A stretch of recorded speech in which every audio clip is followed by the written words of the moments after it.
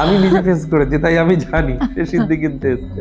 তার বাবা সিদ্ধি ছিল, আমাকে বলছে সেই সিদ্ধি চলে গেছে, সেই সিদ্ধিগুলোকে এনে তাকে দিয়ে দিতে হবে। আচ্ছা, মানে রেনোভেট করতে হবে। সেই সিদ্ধিগুলোকে নিয়ে আসতে হবে, নিয়ে এসে তাকে দিয়ে দিতে হবে। এই সিদ্ধি কেনা বেচা, তারপর 2 লাখ টাকা দিয়ে সে অলরেডি আরেকজনের কাছে গেছে ওই সিদ্ধিটা কিনতে। পেয়েছে, খুঁজে পেয়েছে সিদ্ধি। ধুত, এভাবে হয়নি। এভাবে তো তো সেরকমই যিনি করেছেন বা যে করে তার এই অনুভবটা একটা আলাদা হয়। পাখি ফরফর করে ওড়ে ঝাপটায়, ও তো পাখি ওড়েই না, পাখি ওড়ে না বস, যিনি করেন তিনি জানেন তিনি যে জানেন পাখি কেন কি করে। উঠছে, কেন। ও তখন সিগন্যাল আলাদাই। যাই হোক, রাজ চ্যাটার্জি বাবু তাহলে উত্তরটা দিয়েছেন, অনেক ধন্যবাদ। তো যে গুরু তার জ্ঞানের ছোঁয়াতে আমার চক্ষুটিকে উন্মোলিত করবে, খুলবে, জ্ঞান চক্ষু আর ভাবনা চক্ষু, জ্ঞান চক্ষু ভাবনা চক্ষুকে যে আমার দিশা দশা দেখাবে, সেই জিনিসটা যদি না থাকে তাহলে তো আমি তন্ত্রের দুনিয়ায় পা দিতেই পারি না, অর্থাৎ সাধন দুনিয়াতেই পা দিতে পারি না। তাহলে গুরুর প্রয়োজন আছে, একদম। তার সাধনার প্রয়োজন আছে। আমরা শুরুতে যদি গুরু সাধনায় না করি, গুরু বন্দনা না করি, তাহলে আমি কি শিখলাম? গুরু ব্রহ্মা গুরু বিষ্ণু গুরু দেব মহেশ্বর গুরুরেব পরম ব্রহ্ম তস্मै শ্রী গুরুবে নমঃ। অজ্ঞানতিমিরান্ধস্য জ্ঞানাঞ্জনশলাকায় চক্ষুरुन्मीलितं তস্मै শ্রী গুরুবে নমঃ। আজকে আমাদের আগের যে পডকাস্টগুলো হয়েছিল তার অনেক প্রশ্ন আমাদের কাছে এসেছে। সেই প্রশ্নের উত্তর আজকে আমরা আবার এসেছি অশোক মহারাজের কাছে সেই প্রশ্নের উত্তরগুলো জানার জন্য। Friday suspense.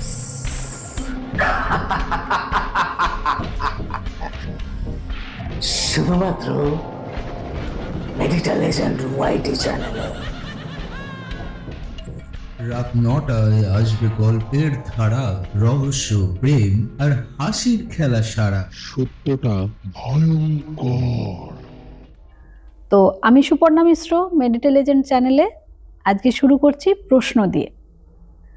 প্রথম প্রশ্ন যিনি করেছেন তিনি বলেছেন যে তন্ত্র শিক্ষার জন্য সাধনার শিক্ষার কি কিছু প্রয়োজন আছে, এর সাথে কি তার কোনো সম্পর্ক আছে? এই প্রশ্নের উত্তর যদি আমরা খুঁজতে চাই তাহলে অনুষ্ঠানের, হয়তো আমাদের এই পডকাস্টিং এ নতুন, কিন্তু আমার যে অনুষ্ঠানগুলো এর আগে হয়ে এসছে বিভিন্ন চ্যানেলে, সেখানে স্কুলিং নিয়ে আমি অনেকবারই বলেছি, বা আমার যে সঞ্চালক ছিল তিনিও স্কুলিং নিয়ে বলে এসছেন। সেখানেতে বারবার একটা জিনিস বলে আমরা আসি, বা অন্য সময়ও আমরা বলে থাকি যে তন্ত্র কোনো পাইকারি জিনিস নয়। কারণ ইউটিউব বাবা হয়েছে ফেসবুক বাবা বা গুগল বাবা, একটু বড় হলে তাহলে গুগল বাবা। তার মানে যারা একটুখানি, এর আগের অনুষ্ঠানেও বলেছি তন্ত্র গুরুমুখী বিদ্যা, গুরু গরু নয় যে হাম্বা হাম্বা ডাকবে। ঠিক সেই রকমই তন্ত্র শিখতে গেলে আগে তো তোমাকে কুল দেখতে হবে। আচ্ছা, কার কাছে কোন গুরুকুল? গুরুকুলে গিয়ে শিক্ষা হয়, সেই কারণে বলা হয় আজকের দিনে দাঁড়িয়ে এই 6 মাসের কোর্স ব্যাপারটা কিন্তু নয়। তন্ত্র গুরুকুলের জিনিস। বিশেষ করে গুরুদের কাছে যাওয়া, থাকা, তার স্নেহভঞ্জন হওয়া, তার আশীর্বাদ পাওয়া। কিন্তু আজকের ডেটে দাঁড়িয়ে অনেকেই বলবে আমি ওনার কাছে একটু শিখতে চাই, আপনি কি আমাকে একটুখানি ওই কুণ্ডলিনী জাগরণ করে দেবেন? মানে মানুষ যখন কোনো মানুষকে সহজে পেয়ে যায়, তো তার ভাষা মাধুর্যতারও পরিবর্তন হয়, এবং তার দেওয়া সম্মানটা সম্মানীয় ব্যক্তির কাছে অসম্মানে দাঁড়ায়। যেরকম ধরো কেউ যদি বলল গুরুদেবকে আমার, ধরো আমার গুরুদেব শিশির দে, তো সাধারণত কি বলে প্রণাম মহারাজ, প্রণাম গুরুদেব, এই তো। হাই শিশির দা, কেমন আছেন? হাই শিশির দা। তাহলে কিরকম হবে? কেন? অসম্মান করা। অসম্মান করা, এবং হ্যাঁ। তাকে কিন্তু গুরু সম্বোধনে সে হাই বলছে, হাই পাঠিয়ে। এই হাই হাই করতে গিয়ে এই মানুষগুলোর জীবনে কপালেতেই হাই জুটে যায়। একদম একদম। এই যে, তার কারণ স্কুলিং নেই তার, সে জানে না কোনখানে কোন শব্দের ব্যবহার করতে হয়। অনেকের অনেক প্রশ্ন থাকে, তো সবার আগে বলি, তন্ত্রের দুনিয়ায় যদি, অর্থাৎ তন্ত্র শিক্ষার দুনিয়ায় কাউকে পা দিতে হয়, তাহলে তাকে স্কুলিং জানতে হবে এবং ভাষার সংযতা, মাধুর্যতা, ভাষার মানে জানতে হবে।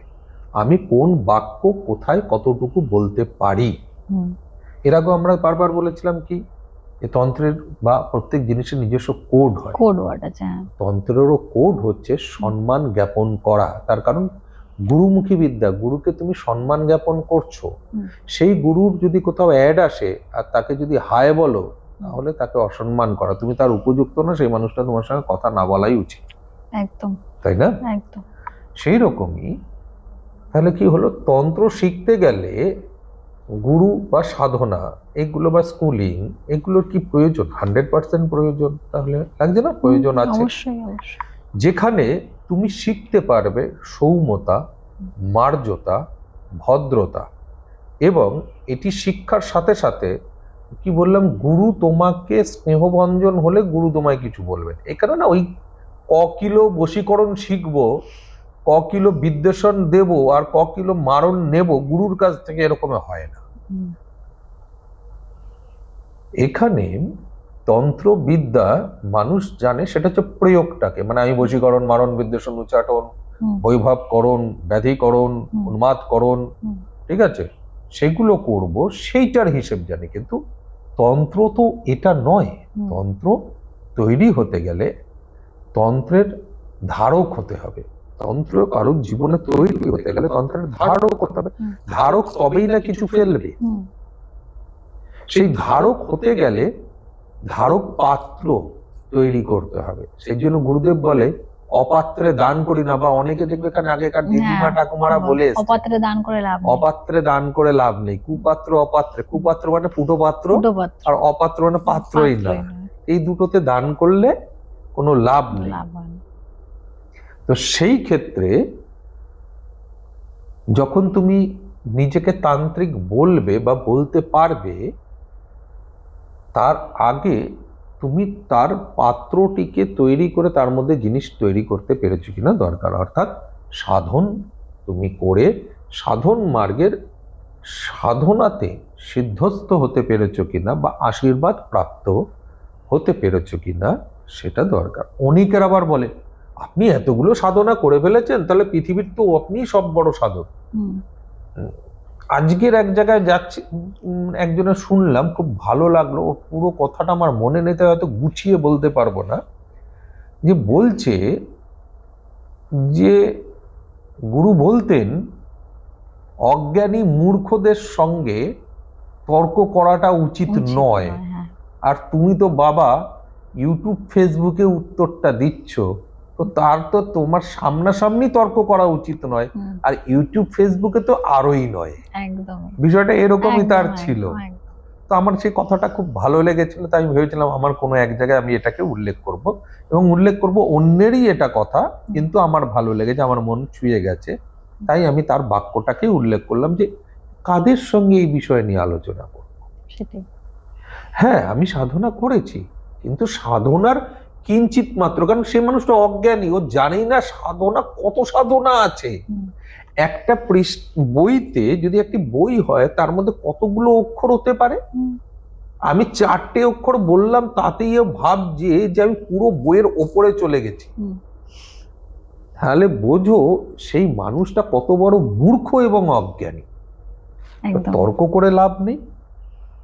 একজন তান্ত্রিক তখনই হবে সত্যিকারের, যদি সে তন্ত্রের ক্ষমতার অধিকারী হয়, এবং তার ক্ষমতাতে মানুষের, সবার হতে পারে এরকম কোনো মানে নেই, সে তো স্বয়ং ভগবান সমতুল্য নয় যে সবারই হয়ে যাবে, মানে দেবদূত নয়, কিন্তু তার হাতেতেও বা তার আশীর্বাদেও বা তার দেওয়া কর্মেতেও বা তার দেওয়া উপদেশেও যদি 70, 80, 50%, 90% মানুষ কি 99% মানুষের উপকার হয়ে যায়, যে যে মনের ইচ্ছে নিয়ে এসছে, তাহলেও সে একটা বড় মাপের শক্তি নিয়েছে। আর এই শক্তি কোথা থেকে আসবে? এটা তো তন্ত্র সাধনা থেকেই আসবে। অবশ্যই। এই সাধনার জন্য তোমাকে দু ধরনেরই সাধনা শিখতে হবে, কারণ যার যত ধার বেশি তার তত ভার বেশি। তো তোমার যদি ধার না থাকে তাহলে ভারও নেই। ভোতা ছুরি দিয়ে যতই তুমি চাপো কাটবে না, কিন্তু একটা ভালো ছুরি দিয়ে তুমি চাপলেই দেখবে আস্তে আস্তে পালিয়ে ওঠে। তো এই ধারের জন্য তোমাকে সব ধরনেরই সাধনা কমপ্লিট করতে হয়। চেষ্টা করো তুমি যতগুলো সাধনা, সব সাধনাতেই সিদ্ধি পাবে এরকম নয়। আমি এখনো বলেছি যে আমি দীর্ঘ 25 বছর ধরে একটি বিশেষ সাধনার পিছনে পড়ে আছি, যে সাধনা আমি পুরো এখনো পর্যন্ত তার উপস্থিতি সব কিছুর পরেও আমি তাকে তার আশীর্বাদ, মানে আমি তার আশীর্বাদটা পাইনি এখনো পর্যন্ত। আমি স্বীকার করি, গেটের সামনে এসে আমি তার প্রমাণ দিতে পারি যে তিনি আসবেন, তুমি বসো আমি ডাকবো তিনি আসবেন, ওই গেট অব্দি আসবেন, তারপরে আর উনি আসবেন না। আমি পারিনি। তো এরকম ফেলিওর সবার জীবনেই কম বেশি সাধনাতে আসে। কারুর সাকসেস রেট অনেক বেশি, কারুর সাকসেস রেট অনেক কম। গুরু বামদেব কি একটাই সাধনা করেছেন? একাধিক সাধনা করেছেন। তৈলঙ্গ স্বামী কি শুধু একটাই সাধনা করেছেন? ঈশ্বর সাধন করে গেছেন, কিন্তু একাধিক সাধনা তিনি করেছেন। তাদের থেকেই তো বিভিন্ন শিষ্যরা শিখেছেন, বিভিন্ন শিষ্যদের থেকে তার বিভিন্ন শিষ্যরা শিখেছেন, তার বিভিন্ন শিষ্য থেকে আমাদের মতন কিছু মানুষেরা পেয়েছে। একদম। তাহলে আমি সবকিছুর মধ্যে যত সামান্য পেয়েছি, আমার গুরুদেব তো তার উপরে, তার গুরুদেব তার উপরে, তার গুরুদেব তার উপরে, তাহলে আমি কেন দুনিয়ার ভগবানের ঊর্ধ্বে চলে যাব? আমি ভগবানের ঊর্ধ্বে যাব না। কিন্তু একজন উপযুক্ত তন্ত্রবিদ, তন্ত্র প্রয়োগকারী অবশ্যই বড় সাধক হতে হবে। এই যে ধার বেশি ভার বেশি বললাম, সেটা এটাই যে বড় সাধক যখন তুমি হবে, যেখানে তুমি একাধিক দেব, একাধিক দেবী, দেবতার শক্তি রূপ, দেবীর শক্তি রূপ, তাদের উপদেবী, তাদের উপদেবতা, এদের যত তুমি আশীর্বাদ পাবে তত তোমার ধার বাড়বে। শক্তি বাড়বে মানে ধার বাড়বে, আর ওদের ওজনে ভার বাড়বে। তো ধার আর ভার যখনই বাড়বে, অমৃতর ঘোড়াটা ভরবে, অমৃতর ঘোড়াটা তত পড়বে। গুরুদেব বলতো অমৃতকে শেষ করবি না। আমি আমার যে এক দুজন আছেন তাদেরকে বলি, জব করে যাস, অমৃতটা শেষ করিস না। শেষ হয়ে গেলে আর কোনোদিনও জমবে না। যা উপচে পড়বে তাই দিয়ে খরচ কর, দেখবি অনেক কিছু করতে পারবে। তাই তন্ত্র শিখতে গেলে স্কুলিং এর প্রয়োজন, সাধনার প্রয়োজন, শিক্ষার প্রয়োজন। তার একটা অনেক বড়, আরো বড় কারণ আছে। তন্ত্রে তুমি দেখবে যে কোনো সময় যে কোনো লোক যে কোনো বস্ত্র পরে ফেলছে। আমার গুরু বলতেন এবং আমিও বলি, বস্ত্র অর্জন করতে হয়। আচ্ছা। এই তন্ত্রে না, এই কালো বস্ত্র, লাল বস্ত্র, হলুদ বস্ত্র, সাদা বস্ত্র, এগুলো অর্জন করতে হয়, এমনি আসে না। আচ্ছা, এই রঙের বস্ত্রগুলো কার কিসের প্রতীক, মানে এরকম কিছু আছে? প্রতীক নয়, বিষয়টি হচ্ছে তুমি কি কাজ করছো, আচ্ছা, তার ওপর থেকে সেই বস্ত্রগুলো আসে। যদি প্রতীকী হতো তাহলে শ্বেত বস্ত্র, কেশরী বস্ত্র, কালো বস্ত্র, তাহলে তিনটে বস্ত্র শিবের জন্য কেন? ঠিক কথা, তাই না? তাহলে বিভিন্ন দেবীর বিভিন্ন কালার হয়ে গেল কেন? আবার এই কালো বস্ত্র প্রেত দুনিয়ার কেন, তাহলে শিবের দুনিয়ার কেন? তো এটা যে গুরুদেবরা এই বস্ত্রকে নির্ধারণ করেছেন, সেটা এনার্জেটিক হিসেবে। আচ্ছা। শিবকে বলা হয় প্রেতেদের রাজা। হ্যাঁ, শ্মশানবাসী। শ্মশানবাসিনী বা বাসী তো সব দেবদেবী কম বেশি। প্রেতেদের রাজা, গণেদের রাজা। গণ বলতে কেন? ওই নন্দী ভিড়িঙ্গি আচ্ছা আচ্ছা আছে না আমাদের, আমাদের নন্দী মহারাজজি, ভিড়িঙ্গি মহারাজজি, এটা তো গণ, দেবগণ। এই যে গণেরা, এই গণেদের রাজাও তিনি, হুম, ভূতেদের প্রেতেদের সবার রাজা তিনি, রাজার রাজা, মহারাজা আমাদের মহাদেব। তো এই মহাদেবের যে বস্ত্রগুলো, 3টে বিভাগ, এই 3টে বিভাগেরও 3টে স্তর আছে। আচ্ছা, ধীরে আমি পড়লেই হলো না বস্ত্র। হুম, যেরকম দেখবে এখানে তোমরা মেয়েরা সব থেকে বেশি, বা ছেলেদেরও ক্ষেত্রেও এসছে, স্কুলে হাফ প্যান্ট পরা, ফুল প্যান্ট পরা, অমুক ক্লাসের পর তুমি ফুল প্যান্ট হুম, পরতে হুম, পারবে। হুম, হুম। মেয়েদের ওই স্কার্ট আর চুড়িদারের, স্কার্ট, তারপরে চুড়িদার, শাড়ি। তারপরে শাড়ি, হ্যাঁ। এই তুমি ক্লাস 5-এ শাড়ি পরতে পারো না। না। তুমি ওই সরস্বতী পুজোর দিন পরতে হ্যাঁ, পারো, একদম। কিন্তু তুমি অমনি দিন পরতে পারো না। একদম। তাহলে স্কুলিং এর একটা হিসেব আছে। হুম, তন্ত্রেও সেরকমই, কিন্তু বস্ত্র, অর্থাৎ তুমি যখন আস্তে আস্তে একের পর এক পার পার করতে থাকবে, মোকাম হাসিল করতে থাকবে, তখন তোমার বস্ত্রের পরিবর্তন হবে, অধিকারী হতে হয়, অধিকারী হতে হবে। অর্জন করতে অর্জন হয়। করতে।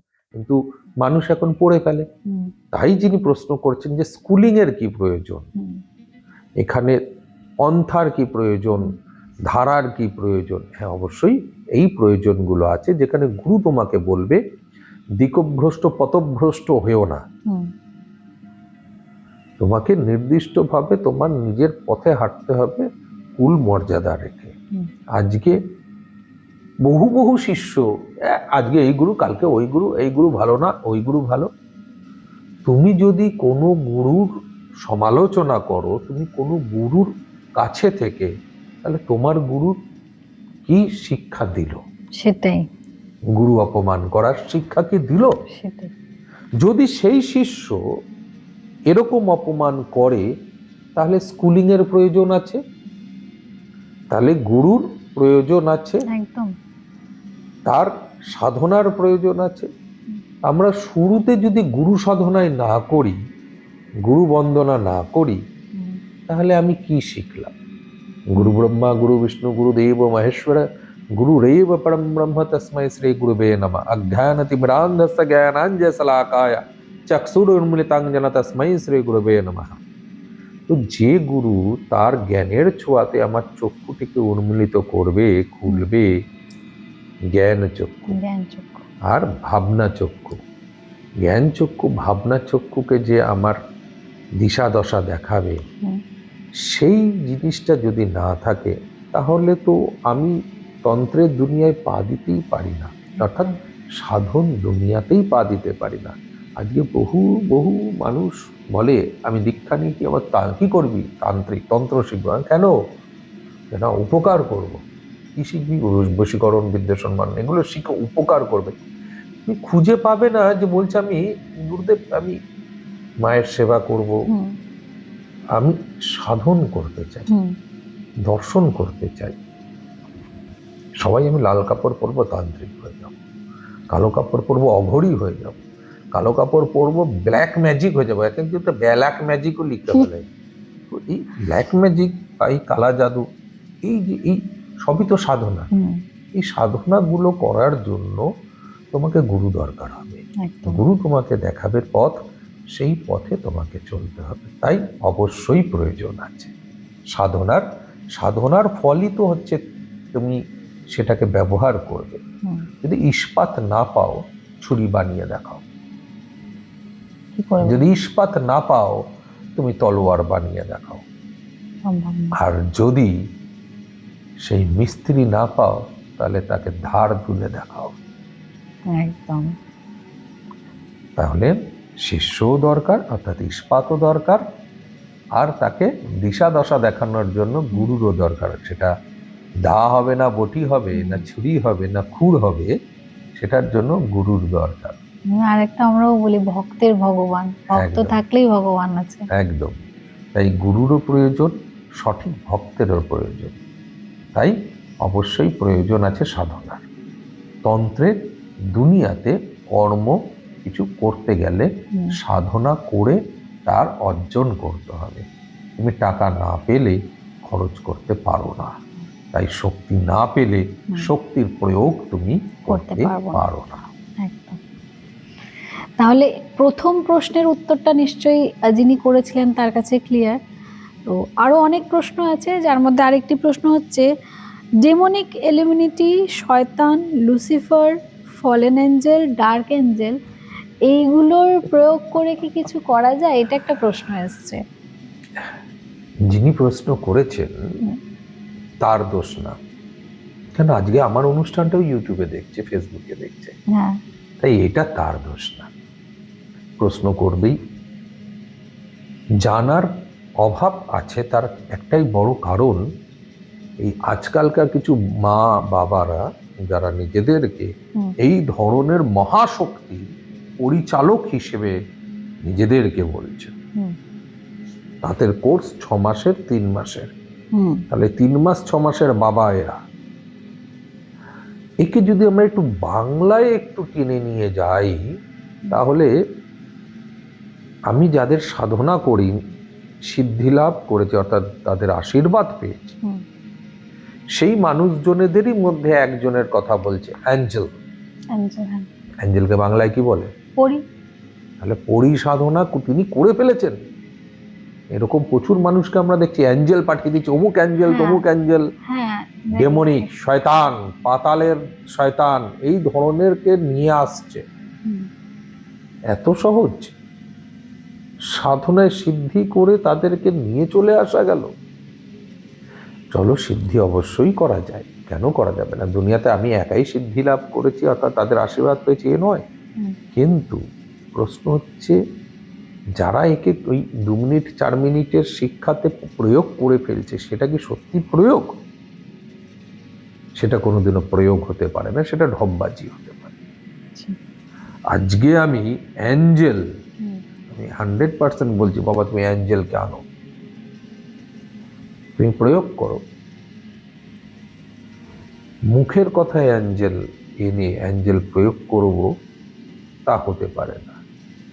আজকের ডেটে দাঁড়িয়ে আমি অ্যাঞ্জেলকে এইভাবে না দেখাতে পারলেও, আমি যখন ভোগের ওপরে যজ্ঞ করতাম, তখন আমার রক্ষা করার জন্য এক রক্ষা অ্যাঞ্জেল সবসময় ঘুরতো, যেটা বহুবার ছবিতে ধরা পড়েছে, ভিডিওতে না স্টিল ছবিতে Still ধরা ছবি। পড়েছে। এবার এই যে অ্যাঞ্জেল, সেই অ্যাঞ্জেল তুমি কিভাবে বলবে হ্যাঁ আমি এটা সিদ্ধি করি? সাধনা করতে করতে তাদের দর্শন হয়, তারা আশীর্বাদ দেয়, যাতে থাকবেন, তিনি রক্ষা করবেন, তিনি কর্ম করবেন। এই সিদ্ধিলাভ করলে তবেই তাকে প্রয়োগে পাঠানো যায়, এবং প্রয়োগের পাঠানো মানে হচ্ছে আমি আমার আর্জি জানালাম তার কাছে। আচ্ছা। তুমি ধরো আমাকে বললে, মহারাজ তুমি এটা আমাকে করে দেবে, আমি বললাম ঠিক আছে করে দিচ্ছি। হুম।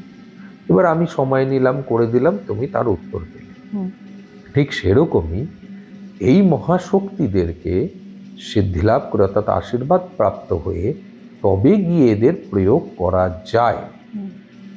প্রেত শক্তি দিয়ে ভালোও করা যায়, খারাপও করা যায়। অ্যাঞ্জেল দিয়ে, অর্থাৎ পরিসাধনা করে, পরি দিয়েও ভালোও করা যায়, খারাপও করা যায়। আমি বারবার বলেছি যে সব বিদ্যে, সব শক্তি দিয়েই তুমি দুটো কর্মই করতে পারো, উপকারী কর্মও করতে পারো, অপকারী কর্মও করতে পারো। আচ্ছা, মানে অ্যাঞ্জেল দিয়েও খারাপ কর্ম করা যায়? লক্ষ্মী দিয়ে অলক্ষ্মী কাজ করা যায়। সেটা কিভাবে হয়? লক্ষ্মী কি বুঝি? পয়সা বুঝি। হ্যাঁ। এই লক্ষ্মীকে অনুরোধ করলাম তুমি ওকে পয়সাটা দেবে না, ও, তাহলেই উল্টো হয়ে গেল, অলক্ষ্মী হয়ে গেল। ঠিক। তাই না? হুম। অমুকের সর্বলক্ষ্মী, হুম। অমুকের সর্বলক্ষ্মী সৌভাগ্য, হুম। নাশায় নাশায় শব্দটা যদি আমি লক্ষ্মী মন্ত্রের সঙ্গে প্রয়োগ করতে শুরু করি, তাহলে লক্ষ্মী মন্ত্র মানে কি? কোনো মন্ত্র মানে কি? আমি তাকে ডাকলাম, তুমি আসো, হুম। তারপরে বলছি অমুকের সর্বলক্ষ্মী সর্বসৌভাগ্য নাশায় নাশায়, স্তম্ভায় স্তম্ভায়, বাধায় বাধায়, কিলয় কিলয়, হুম। শেষায় শেষায়, দাপায় দাপায়।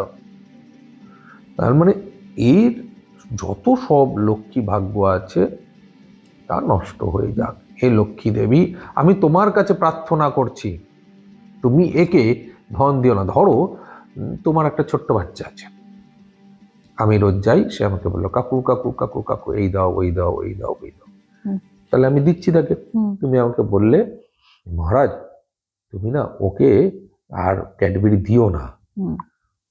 এটা করো না, হ্যাঁ আমার এই অনুরোধটা রাখো। তাহলে তো আমি সেই লোকটাই, যে লোকটা আমি ওকে ক্যাডবেরি দিচ্ছিলাম। হুম। তুমি কিন্তু অন্য কাউকে বললে না হুম। যে ওকে ক্যাডবেরিটা দিও না, বললে কি? না। তাহলে তুমি আপনাকেই আমাকে বললাম। কেন বললে? কারণ আপনি দিচ্ছিলেন, তাহলে যে লক্ষ্মী, তার কাছে গিয়েই বলা হলো লক্ষ্মী যেতে নাশ হয়। ব্যাপারটা বুঝতে পেরেছো? একদম। তাহলে ভালো আর খারাপ সবকটাই পাওয়ার, সেই পাওয়ারকেই আমরা বলছি যে দেব সেই শয়তান। আচ্ছা।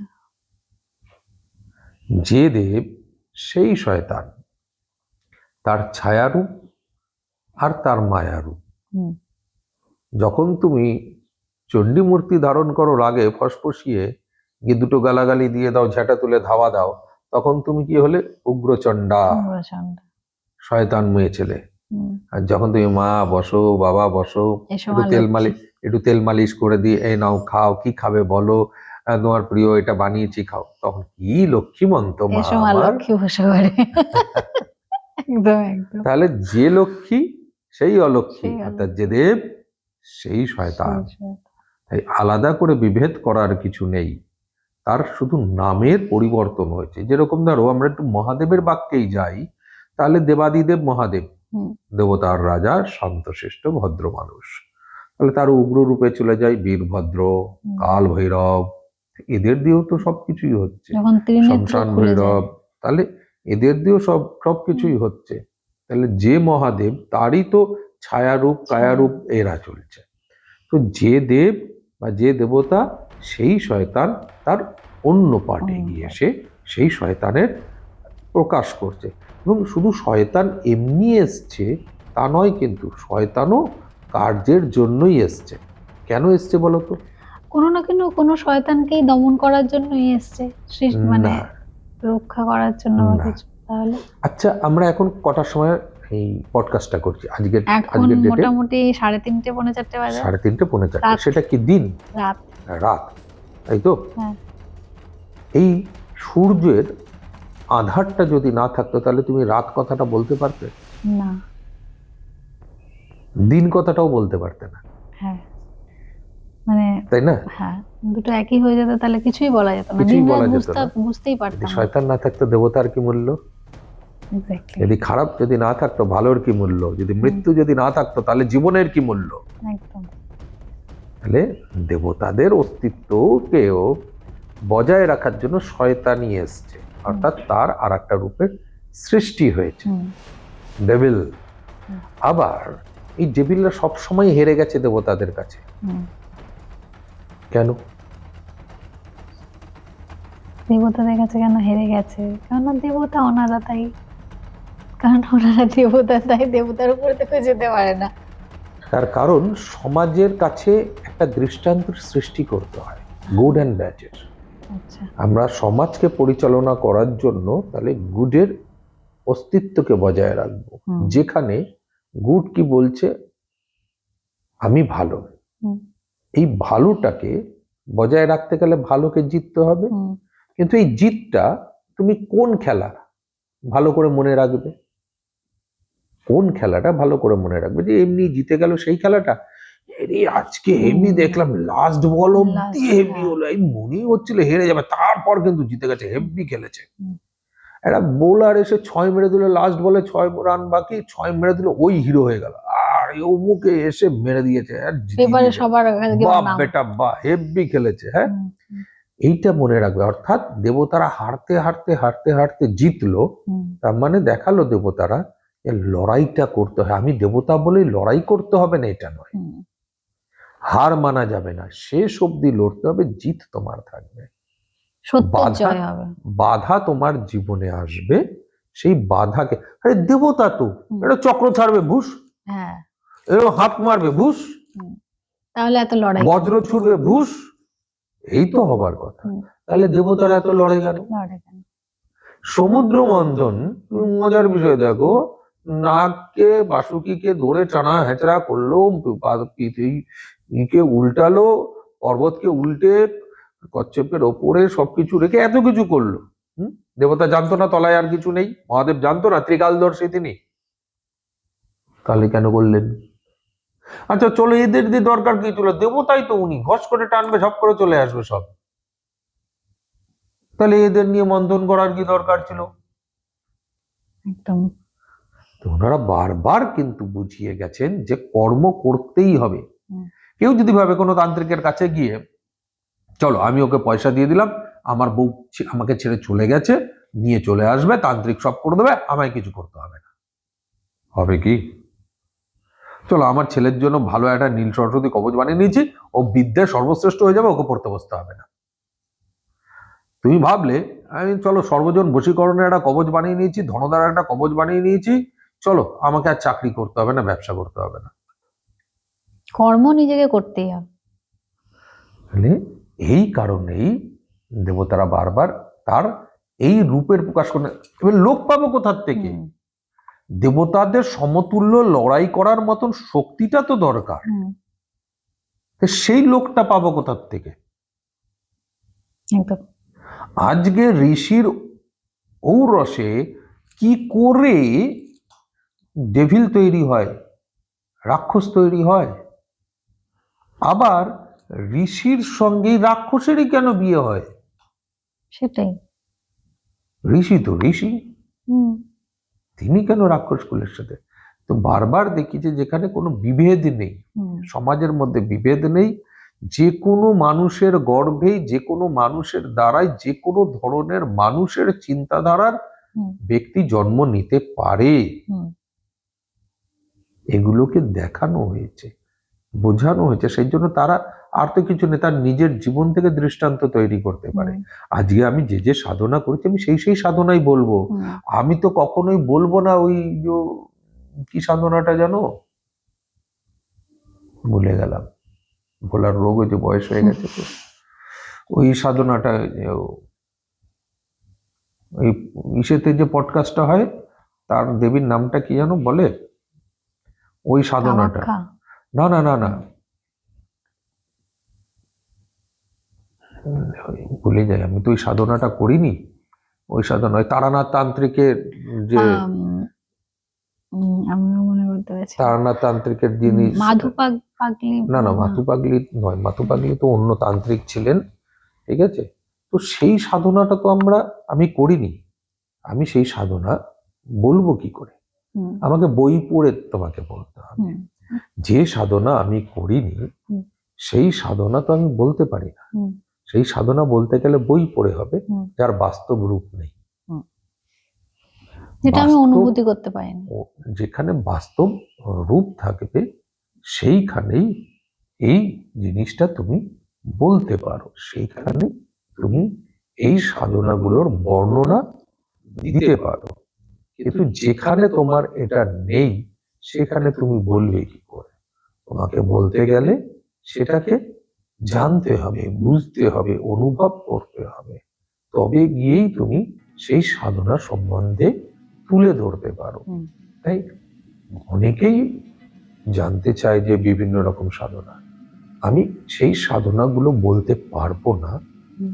যে সাধনা আমি করিনি। আমি যে সাধনাগুলো করেছি সেই সাধনাগুলো আমি বলতে পারি যে হ্যাঁ এই সাধনাগুলো প্রয়োজন আছে, এবং এই সাধনাগুলোর জন্য বিভিন্ন রকম ভাবে তোমার অনেক শক্তি, যেরকম আসনের প্রয়োজন হয়, হুম। শবাসনের হয়, হুম, নবরত্ন আসন হয়, রত্নাসন, মুন্ডাসন, বিভিন্ন রকম আসনের প্রয়োজন হয়, সিদ্ধাসন, যেরকম আসন। আবার ছাড়াও যেরকম আমাদের চামড়ার বিভিন্ন রকম ব্যবহার আছে, ব্যাঘ্র চর্ম ও হরিণের চামড়া, মোষের চামড়া, বাদুরের চামড়া, ব্যাঙের চামড়া, নানা রকম ভাবে এগুলো দিয়ে আসন বানানো হয়। আসন বানানো হয়। এই আসনের ওপরে বসেও আবার জপ সাধনাও চলে।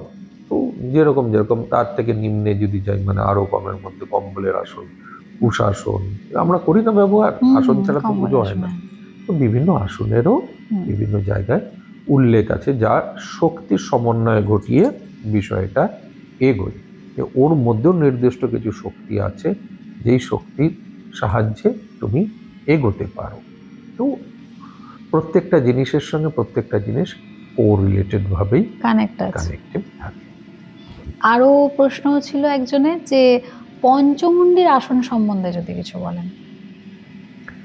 পঞ্চমুণ্ডি, দেখো এটা গুরুমুখী বিদ্যা।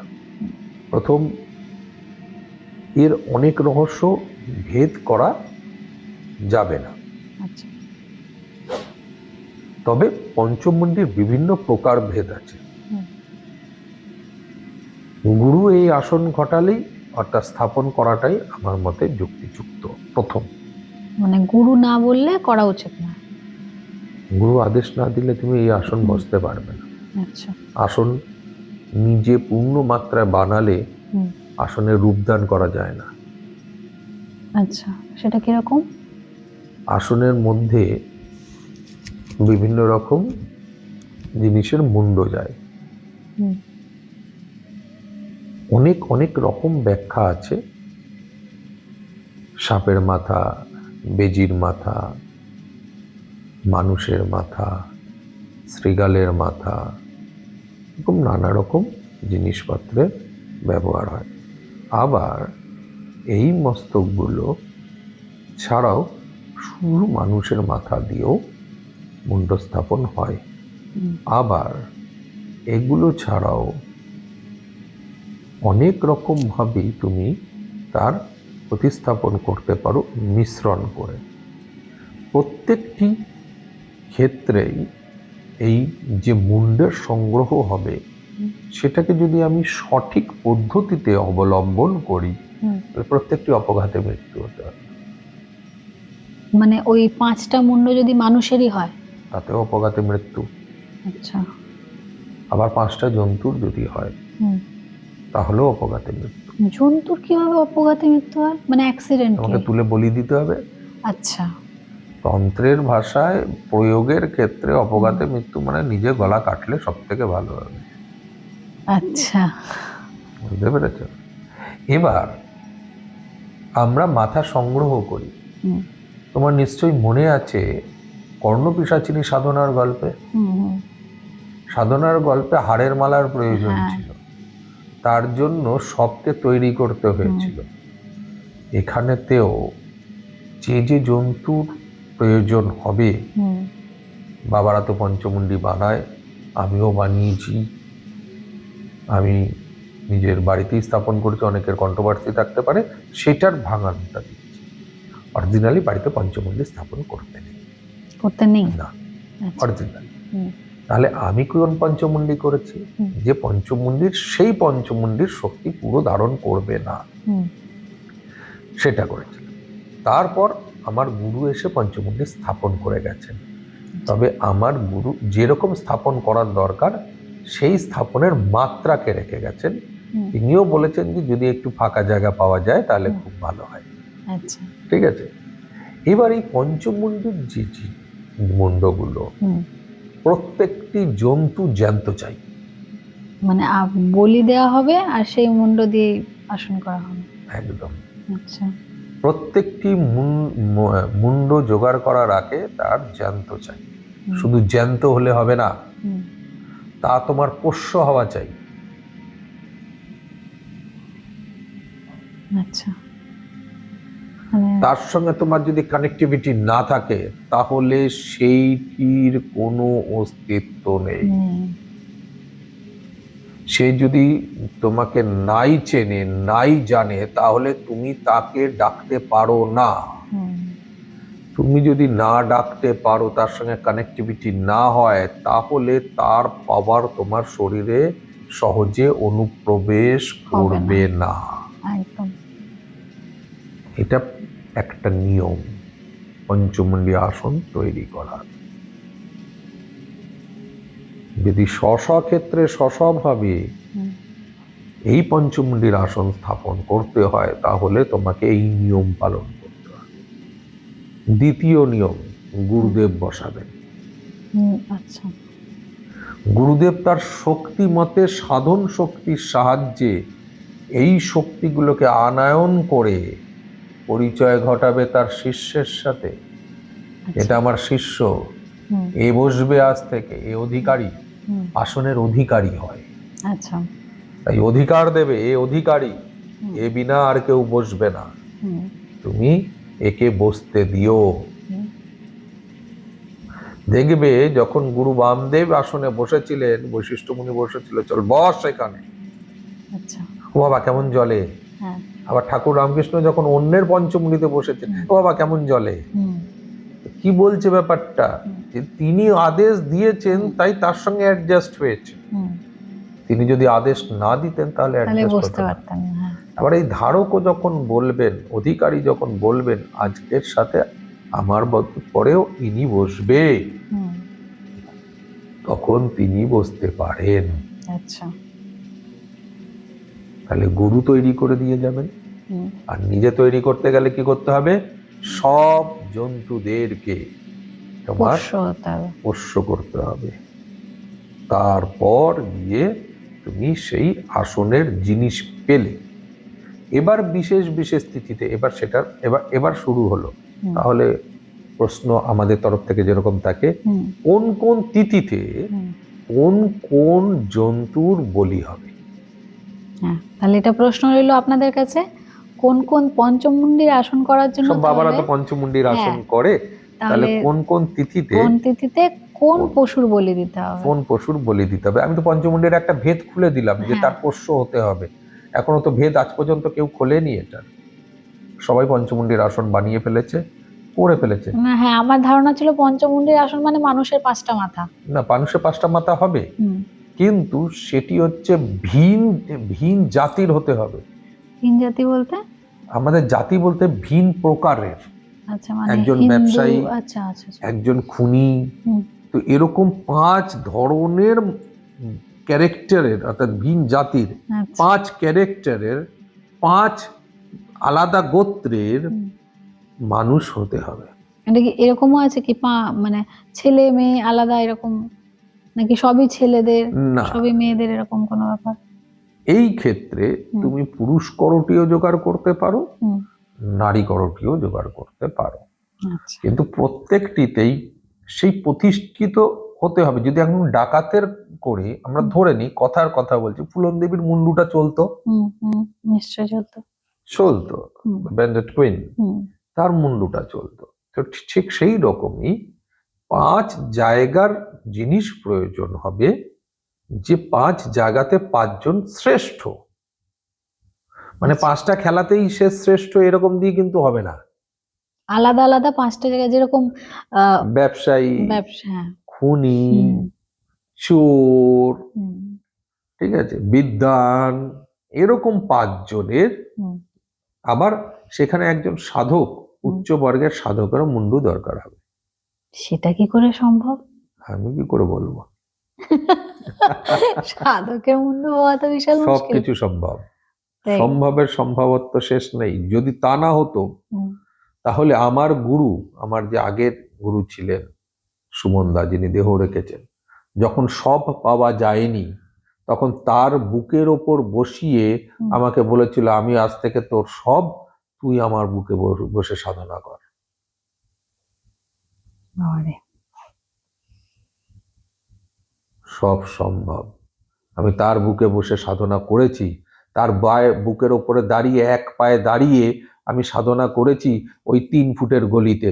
আগে তো আমার ঠাকুরঘর 3 ফুটের গলিতে ছিল। হুম, ওই 3 ফুটের লম্বা গলিতে সুমনদা শুয়ে রয়েছে, তার আসনে মাথা দিয়ে, তার বিভিন্ন রকম ওই আসনে বিভিন্ন সামগ্রী, হুম, ঠিক আছে, কড়ি থেকে শুরু করে ফুল, নানা রকম জিনিস তার আসন দিয়ে তিনি আসন বানাতেন। হুম। সেই আসনে মাথা দিয়ে শুয়ে আছে, আর তার বুকের উপর দাঁড়িয়ে আমাকে বলেছে, তুই সাধনা কর ধূমাবতীর, যা বাড়িতে করা যায় না। ধূমাবতী মানে দশ মহাবিদ্যার এক মহাবিদ্যা যিনি। আমি করেছি সুমনদার বুকের উপরে বসে, বুকের উপরে দাঁড়িয়ে আমি দিনের পর দিন সাধনা করেছি। তো সবকিছুই সম্ভব, এরকমও আছে। তো এই 5টা নরমুণ্ড যেটা, সেই জন্য 5টা নরমুণ্ডের আসন তৈরি হয় না সহজে। আচ্ছা। 5টা নরমুণ্ডের আসন এই কারণেই সহজে তৈরি হয় না, সেই জন্য পঞ্চমুণ্ডের এমনি আসন তৈরি হয়, যেখানে শৃগাল যাচ্ছে, যেখানে বেজি যাচ্ছে, হুম, যেখানে সাপ যাচ্ছে, এই যে মানুষ যাচ্ছে, ঠিক আছে, অনেকে কালো বিড়ালের ওপরে যায়, বিভিন্ন জিনিসের ওপরে যায়। যেরকম আমাদের কপির মাথা লাগে, কিসের মাথা? কপির মাথা, কপি মাথা বলতে? বাদরের মাথা, আচ্ছা। হনুমানের মাথা, হুম, বীরের মাথা, আচ্ছা। ঠিক আছে, এর মাথা লাগে। তো যেরকম যেরকম তুমি পঞ্চমুণ্ডির আসনের ক্ষেত্রে হুম, যেরকম যেরকম তুমি মাথা ব্যবহার করবে, শুধু এদের মাথা দিয়েই যে শুধু পঞ্চমুণ্ডির আসন তৈরি হয় এ নয়, কিন্তু জানো তো কালো বিড়ালের মাথাও ব্যবহার্যের মধ্যে আছে। হুম। এগুলো নির্ভর করে তুমি কোন ধরনের কাদেরকে রাখছো, এবং তাদের টেস্ট হয় বিভিন্ন রকম টেস্ট। যেরকম কালো বিড়ালের মাথায় সোনামুখী সুইকে দাঁড় করিয়ে দিয়ে এবার ছেড়ে দিতে হবে, সে চলবে, তার মাথা থেকে যদি সুই পড়ে যায় তাহলে ওই কালো বিড়াল কোনো কাজের না। আচ্ছা, এরকম মানে এরকম সচরাচর যে কালো বিড়াল আছে সেরকম বা কালো বিড়ালকে ধরে নাকি হ্যাঁ, যেটা আপনি সচরাচর পুষছেন সেটা? সচরাচর তুমি পুষবে, কেন পুষবে? আচ্ছা, ওটা পুষবার আগে ওটাকে চেক করে নিতে হবে। একদম। আচ্ছা, সাপকে তোমার দুধ খাওয়াতে হবে রোজ। সাপকে কি করে পুষবেন? ঝাঁপিতে। আচ্ছা। কি করে করবে তোমার ব্যাপার। তো তুমি একটা জিনিস বোঝো, যে আসনে বসে তুমি অলৌকিক সাধনার সিদ্ধি হতে যাচ্ছে, তার কাছে আর সাপ কি? সেখানে তো অলৌকিকই তোমাকে কিছু করতে হবে, তাই না? একদম একদম। আগে শ্বেত শৃগালের প্রয়োজন হতো, এখন তো যে কোনো শৃগাল দিয়েই চালাচ্ছি। এখন শ্বেত শৃগাল পাওয়াটাও তো মুশকিল। কোথা থেকে পাবে? আরে যাবে? বাবা, হবে না রে, হবে সেটাই না। তো। তাহলে আসনের জোরও হবে না। তো হ্যাঁ। আসনের সেই মাপেরই তো আসন এখন। হুম। তুমি দেখবে পঞ্চমুণ্ডির আসন যে সাধকেরা ঢেকে ছেড়ে গেছেন, সেই আসনে অনায়াসে বসা যাচ্ছে, কারণ সেই আসনের সে বন্ধন করে দিয়ে চলে গেছেন, তারপর আর কাউকে দিয়ে যাননি, তাই আসনে কিছু নেই। আচ্ছা। আমি ফুল্লরাতে গিয়েও বসেছি পঞ্চমুণ্ডির আসনে, হুম। আমি ইসেতে বক্রেশ্বরে গিয়েও পঞ্চমুণ্ডির আসনে বসে। হুম। বসলে তোমার শক্তিতে কিছুটা অনুভব হবে, কিন্তু আসন যে তোমায় ফেলে জাগ্রত দেবে, নয়। আসন তোমাকে কিছু করে দেবে সে নয়, কারণ আচ্ছা। আসন বলছে যে তুই যা ইচ্ছা করগে, তো অনুমতি নেই, কিছু নেই, আমি ঘুমোচ্ছি, আমি ঘুমিয়ে। কারণ যিনি ছিলেন শেষ, তারপরে আর তিনি কাউকে দিয়ে যাননি, ও ঘুমন্ত যে জাগ্রত নন। না। তো সেই ক্ষেত্রে অবশ্যই পঞ্চমুণ্ডির আসনের প্রয়োজন, এবং এই পঞ্চমুণ্ডির আসনের যে অধ্যায় তৈরি করতে হয়, পঞ্চমুণ্ডির আসনের তুমি দেখবে বলছে যে লিড করে একজন, বাকি চারজন পিছনে চলে। আচ্ছা। ঠিক আছে, তাহলে পঞ্চমুণ্ডি মানে 5 তত্ত্বর। আবার আমরা যদি পেন্টাগনকে সাইনটা, পেন্টাগনে যখন সাইন দেখবে, দেখো সাইন এই শুরু হলো, এই এলো, এই এলো, এই এলো, এই গেল, তাহলে এই দিকে একটা, এদিকে একটা, দুটো হয়ে গেল, এদিকে একটা, এদিকে একটা, দুটো হয়ে গেল, এখন মাথার ত্রিভুজটাই একটা, মাথার ত্রিভুজটা একটা, তিনটা। তাহলে পেন্টাগন। অনেকের কাছে পঞ্চমুণ্ডির হিসেব নেই, কিন্তু পেন্টাগন পঞ্চমুণ্ডির আসন। আচ্ছা। তাহলে পেন্টাগন কেন পেতত্ত্বের মধ্যে ব্যবহার করা হয়, 5টি মাথা ব্যবহার করা হয়? অনেকের প্রশ্ন আমার ছবিতে থাকে মাঝে মধ্যে, যে এটা কি হচ্ছে।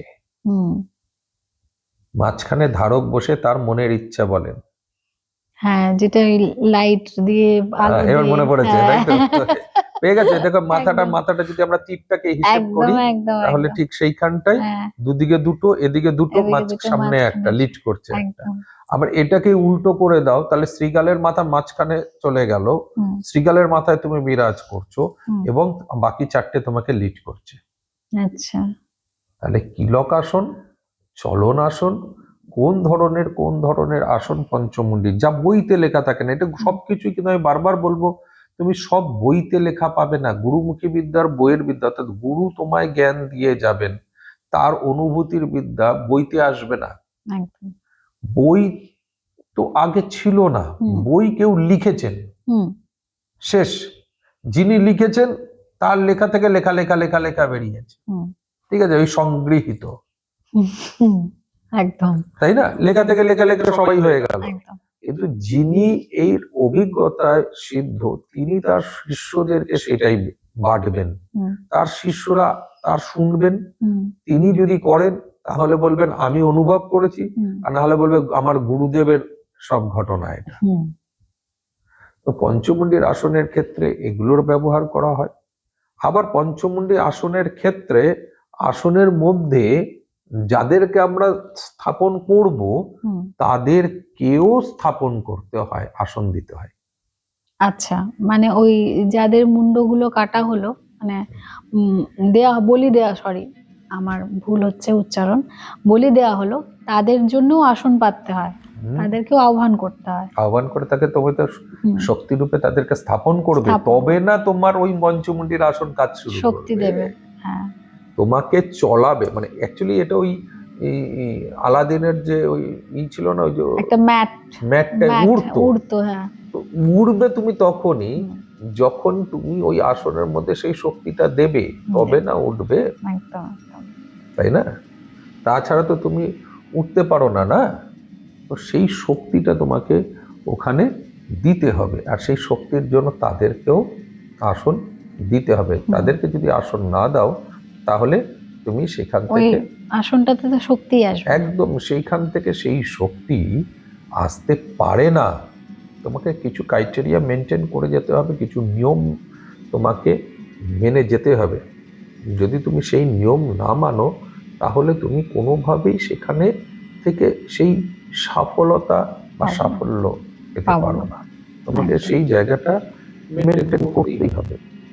আবার এই আসনগুলো কি হয়, মৃত্তিকার মধ্যে স্থাপিত হয়। হুম।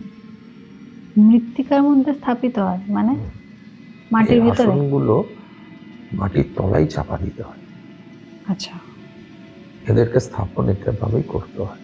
আচ্ছা কিছু ভাবে অন্যভাবেও করা যায়, বাট এটা মাটির মধ্যে স্থাপন করতে হবে। আচ্ছা তুমি এমনি এমনি ভাবে একে রাখতে পারো না, আচ্ছা মৃত্তিকা চাপা দিতে তোমাকে হবেই। আচ্ছা। তারপর গিয়ে এই আসন পৃথিবী তত্ত্বের সঙ্গে মিশে যুক্ত যাবে, হবে, যুক্ত হবে। তখন তোমাকে এই আসন নিয়ে দৌড়বে। তাই চেষ্টা করা হয় পূর্ণ পঞ্চমুণ্ডির আসন মৃত্তিকার মধ্যেই মানে ওপরটা মাটির মাটিই মধ্যে। থাকবে, এবং এই আসনে গোবর ছড়া দিতে হয়, শুদ্ধ করার জন্য, তাই কি? অনেকটা তাই। এর অনেক বড় ব্যাপার আছে জানো তো। অ্যাকচুয়ালি এই পঞ্চমুণ্ডির আসন নিয়ে যদি বিশ্লেষণ হয়, এর অনেকগুলো সূক্ষ্ম সূক্ষ্ম দিক আছে। হুম। এর দিক নির্ণয় করতে হয়, পঞ্চমুণ্ডির আসন কোন দিকে হবে, আচ্ছা তারপর হচ্ছে তার নক্ষত্র নির্ণয় করতে হয়, স্থাপন কাল নির্ণয় করতে হয়, সময় নির্ঘটন করতে হয়। এগুলো বিভিন্ন রকম, যে কোনো দিনে যে কোনো আসন, অর্থাৎ যে কোনো বারে পঞ্চমুণ্ডির আসন করা যায় না। আচ্ছা, এই পঞ্চমুণ্ডির আসনে অ্যাকচুয়ালি করা কি হয়, মানে কোনো ক্রিয়া করা হয়? পঞ্চমুণ্ডির আসন ক্রিয়ার জন্য নয়, পঞ্চমুণ্ডির আসন দর্শনের জন্য। তুমি তার কাছে তার মানে যাকে যার জন্য সাধনা করছি, যাকে তুমি দেখতে চাও, দেখতে চাইছি। আচ্ছা যার সান্নিধ্য লাভ করতে চাও, যার আশীর্বাদ লাভ করতে চাও, তার কাছে পৌঁছানোর জন্য এই পঞ্চমুণ্ডির আসন আচ্ছা। প্রয়োজন হয়, হুম, বা আসনের প্রয়োজন হয়। শুধু পঞ্চমুণ্ডির আসন নয়, আসনের প্রয়োজন হয়। বুঝতে পেরেছো? এই আসনগুলোর জন্য দিন ক্ষণ বিভিন্ন দিন হয়, সেই দিনগুলোর হিসেব করে হুম, সেই দিন বার তিথি নক্ষত্র যোগ এগুলো যখন এক জায়গায় হবে, তখন গিয়ে তুমি এই আসন স্থাপন করতে পারো। হুম। এই পঞ্চমুণ্ডির আসনের দু রকম প্রকারভেদ সাধারণত আমি আমার গুরুদেবের কাছ থেকে পেয়েছি। হুম। আমি দুটো আসন কখনো স্থাপন পুরোপুরি করতে পারিনি, তার কারণ আমি রত্নাসন হুম, আর মুন্ডাসন, হুম। পঞ্চমুণ্ডির আসন, এই দুটো আমি আমার বাড়িতে স্থাপন করেছি। আচ্ছা আমার বাড়িতে দুটো আসনই আছে, সবাই দেখতে পায়, হুম, ওপেন ভাবেই থাকে আমার এই আসন। তো সেই ক্ষেত্রে পঞ্চমুণ্ডি আমি দুটো সাধনার জন্য করেছি, কিন্তু সাধনা ছাড়া কর্মের জন্যও আসন আছে। আচ্ছা কর্মসিদ্ধির জন্য আসন হয়, হুম, তার বার যোগ শনি মঙ্গলবারে তৈরি হয়। হুম, কর্মযোগের যে পঞ্চমুণ্ডির আসন বা মুন্ডাসন তৈরি হয়, হুম। সেটি শনি মঙ্গলবারে হয়। আচ্ছা আর সাধন যোগের জন্য সেটা হুম, বিশেষ তিথিতে শনি মঙ্গলবারে হবে না, আচ্ছা। তা তিথি অনুযায়ী হবে। তিথি অনুযায়ী হবে, একটা বিশেষ বারে হবে। কিন্তু শনি মঙ্গলবারে হবে না, সাধকের জন্মবারেও হবে না, গুরুদেবের জন্মবারেও হবে না। এটাও তাহলে একটা প্রশ্ন রইলো, যদি কারো জানা থাকে।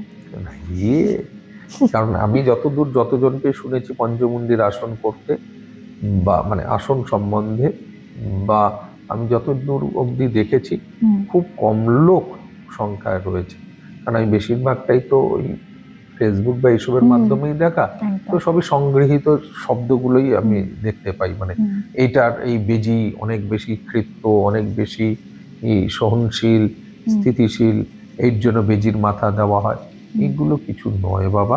আচ্ছা। বেজির মাথার বদলে যদি কালো বিড়ালের মাথা দেওয়া হয় তাহলে কেন দেওয়া হয়? কালো বিড়ালের মাথার বদলে যদি বাঘের মাথা দেওয়া হয় কেন দেওয়া হয়? বাঘের মাথাও দেওয়া হয়?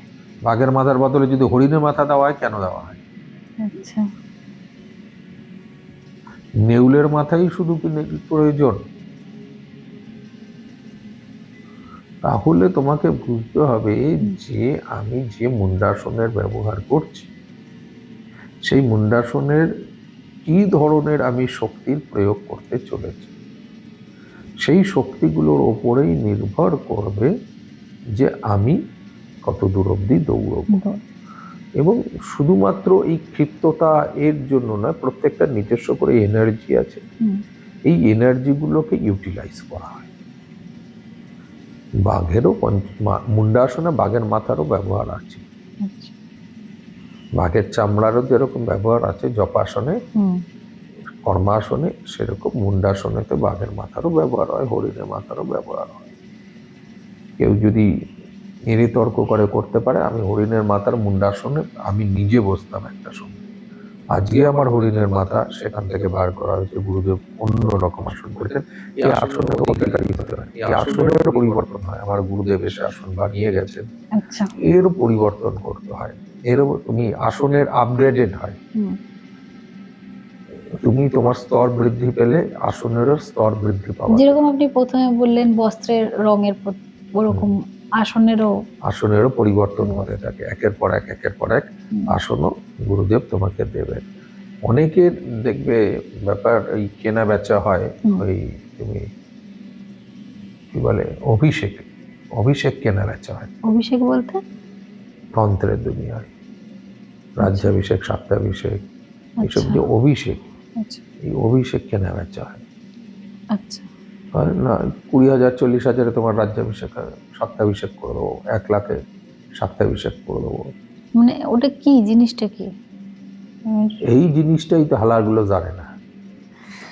এই জিনিসটা যদি জানতো তাহলে আর কোনোদিনও কেনা বেচার দুনিয়ায় যেত না, আর কেউ জিজ্ঞেস করতো না আমাকে অভিষেক করিয়ে দেবেন। অভিষেক মানে তো আমরা জানি যে কুণ্ডলিনীর জাগরণ। আচ্ছা, ওটা কেনা বেচা হবে কি করে আবার? জানে না বলেই কেনা বেচা হয়।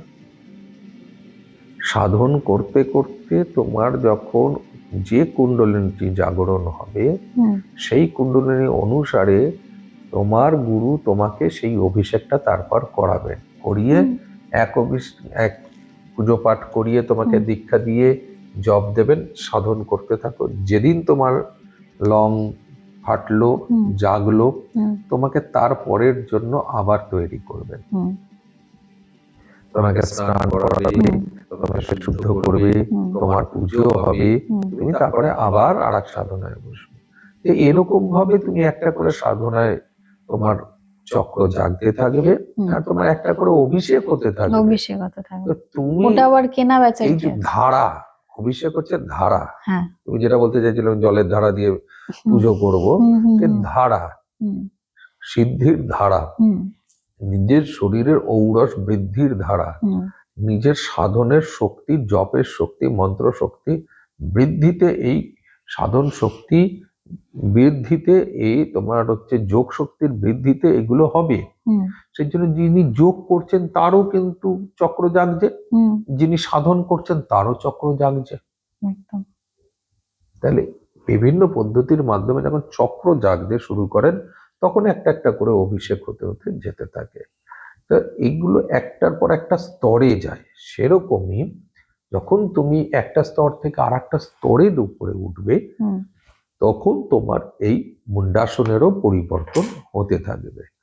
এই যে পেন্টাগন অর্থাৎ পঞ্চকোণী যে ব্যাপারটা আসে, এইখান থেকেই সৃষ্ট হয়েছে পঞ্চকোণী জিনিস।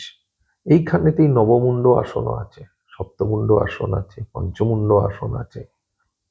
তাহলে পঞ্চমুণ্ডতে যদি এই 5টা মুণ্ড ব্যবহার করা হয়ে শেষ হয়ে যায়, তাহলে সপ্তমুণ্ড, নবমুণ্ড, দ্বাদশ মুণ্ড কোথা থেকে এলো? তাহলে মুণ্ডের অনেকগুলো জায়গা রয়েছে। সেই জায়গা থেকে সে এই সাধনগুলোকে এগিয়ে নিয়ে যাবে, অর্থাৎ সাধন যত তোমার জায়গা মতন পৌঁছবে, গুরু ততটাই তোমাকে আস্তে আস্তে আস্তে আস্তে পরিবর্তন করবে। তোমাকে দুম করেও পঞ্চমুণ্ডির আসনে কোনোদিনও গুরু বসাবেন না। তুমি যখন সেটার অধিকারী হবে তখন। এবং মজার বিষয়, এই এখন দীক্ষা কেনা বেচা হয়। দীক্ষা কেনা বেচা হয়? কিরকম? বলবে আমাকে দীক্ষা দেবেন, আচ্ছা ফেসবুকে লিখে পাঠাবে, আচ্ছা আমাকে একটু দীক্ষা দেবেন, আমি না একটু দীক্ষা নিতে চাই। মজার বিষয় দেখো, গুরুকে বলছে ধরো আমি না একটা দীক্ষা নিতে চাই, আমাকে একটু দীক্ষা দেবেন, আমি একটু শিখবো। মজার বিষয়, আমি শিখবো কি? শিখবি? সাধনা শিখবি? সাধনা শেখার জিনিস নেই, সাধনা তো করার জিনিস। সাধনা করার জিনিস, সেটাই। তাহলে তুই কি শিখবি? তেমন তুই তান্ত্রিক তন্ত্রমন্ত্র শিখবি? সাধকই হলি না, সাধনাই করলি না, তাহলে তুই কি চুরি কাচি নিয়ে বসবি? প্রথমে ক্লাস 1-ই হলো না, একবার মাধ্যমিকে চলে যাবে। তো এই দীক্ষাটাও কেনা বেচা হয়। আচ্ছা। দীক্ষা তো কেনা বেচার জিনিস নয়। দীক্ষা নেওয়ার জন্য তুমি গুরুদেবের কাছে আসবে, গুরুদেবকে তুমি অনুরোধ করবে আমি আপনার সান্নিধ্য চাই। সেই সান্নিধ্যে থাকা অবস্থায় গুরু সেবা করতে হয়। সেই গুরু যদি উপযুক্ত মনে করে তারপর দীক্ষা দেবে। আমার শেষ যখন দীক্ষা হয়, আমার মনে আছে, আমার গুরুদেব, আমার শিশির পাগল কৌশিকী অমাবস্যা, তার কাছে আমি তার বহু আগের থেকে, অনেক অনেক দিন আগে থেকে তার কাছেই আমি থাকি, যাতায়াত করি, সবকিছু। তো একজন অঘোষিত শিষ্য, মানে দীক্ষা নেই, আমি তার আগে অন্যদের কাছ থেকে দীক্ষা নিয়েছি, কর্ম এগুলো সাধন সাধন করি, তো তিনি জানতেন সেটা। সেই অবস্থাতে আমি ওনার কাছে এসেছি, আমার গুরুদেব তখন নেই আর। তো যখন আমি পাগলের কাছে যাই, তো তার কাছে থাকতাম, সবকিছু করতাম, সবকিছু। তো এক কৌশিকী অমাবস্যায় তার শিষ্যরা করে না, আমি তার গাড়ি টাড়ি এগুলো সব ঠিক করে দিয়েছিলাম, বাইরে তখন বেরোতাম, বন্ধু বান্ধব ছিল, পরিচয় সব ঠিক করে দিয়েছি। এবার যাওয়ার সময় হয়েছে, আমি পয়সা দিইনি, তাই আমি যাব না, এতো স্বাভাবিক বিষয়। তো গুরু গুরু হয়, গুরু গুরু হয় না, বারবার বলি না। এইখানে আমার গুরু গুরু কিরকম দেখো, ঠিক যাওয়ার মতো আমাকে টানতে নিয়ে চলে এলো। সে বুঝতে পারছে আমি কেটে গেছি, আর সে ওইখান থেকে আমাকে নিয়ে চলে এলো, নিয়ে চলো তারাপীঠ গেলাম। ভালো, সবাই পয়সা দিচ্ছে, ঘর কৌশিকী অমাবস্যা যেরকম হয়, পয়সা দিচ্ছে, ঘর আছে, খাওয়া দাওয়া, আমি তো দিইনি। মানে আমি একটার উপযুক্ত নই ওইখানে, আমি গুরুর কাজ করার উপযুক্ত, কারণ আমি গুরুর কাজ করব। তিনি কিন্তু আমার মানে দীক্ষা গুরু নন তখনও। আমি সারাদিন ধরে সব কাজ করেছি। আমি যার গাড়ি ঠিক করে দিয়েছিলাম, ওকে বলেছিলাম তোর গাড়িটা দিবেন, তোর গাড়িতে শোবো বাইরে, কারণ আমার তো নেই ওদিকে। আমি সেটা কিন্তু গুরু খেয়াল করেছে। এবার খেয়াল করে সেটা আমি বুঝেছি কখন, লাস্ট দিন যেদিন আসবো সেদিন, তার আগে অব্দি সবকিছু। মজার বিষয় দেখো, সেই দিন সবকিছুর পরে আমাকে একটা হঠাৎ করে লাল কাপড় দিয়ে বলেছিল এটা রাখ, বাঙাল ভাষায় বলবো, এটাকে তো দেখি এবার কি করবো, অত কিছু নেই, গালাগালি দেবে। আগেকার গুরুরা তো জানো কি কিরকম গালাগালি দেয়, সেরকমই।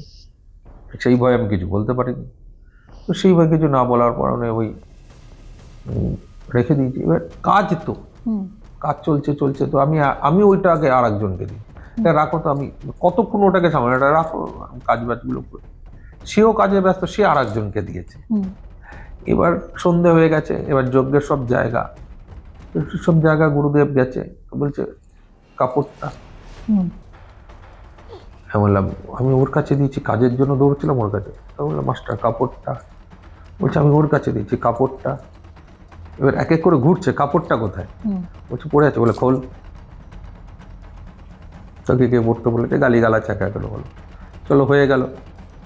এবার গুরুদেব তখন আমাকে বলছে যাও স্নান করে আসো, কোলে বসিয়ে সেদিন আমাকে দীক্ষা দেন।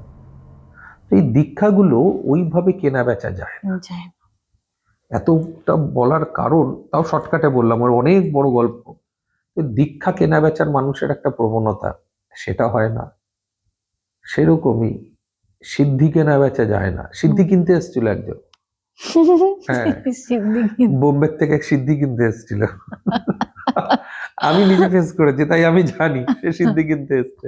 তার বাবা সিদ্ধি ছিল, আমাকে বলছে সেই সিদ্ধি চলে গেছে, সেই সিদ্ধিগুলোকে এনে তাকে দিয়ে দিতে হবে। আচ্ছা, মানে রেনোভেট করতে হবে। সেই সিদ্ধিগুলোকে নিয়ে আসতে হবে, নিয়ে তো তাকে দিয়ে দিতে হবে। এই সিদ্ধি কেনা বেচা, তারপর 2 লাখ টাকা দিয়ে সে অলরেডি আরেকজনের কাছে গেছে ওই সিদ্ধিটা কিনতে। পেয়েছে, খুঁজে পেয়েছে সিদ্ধি। ধুত, এভাবে হয়নি। এভাবে তো হয় না, তাই সিদ্ধি কেনা বেচাও যায় না। সেই সেটাই। ক্ষেত্রগুলো মাথায় রাখতে হবে সবকিছুই, যে এভাবে তন্ত্রের দুনিয়াটা চলে না। সাধন করতে হয়, আসন বিভিন্ন রকম ভাবে হয়, বিভিন্ন দিকের আসন হয়।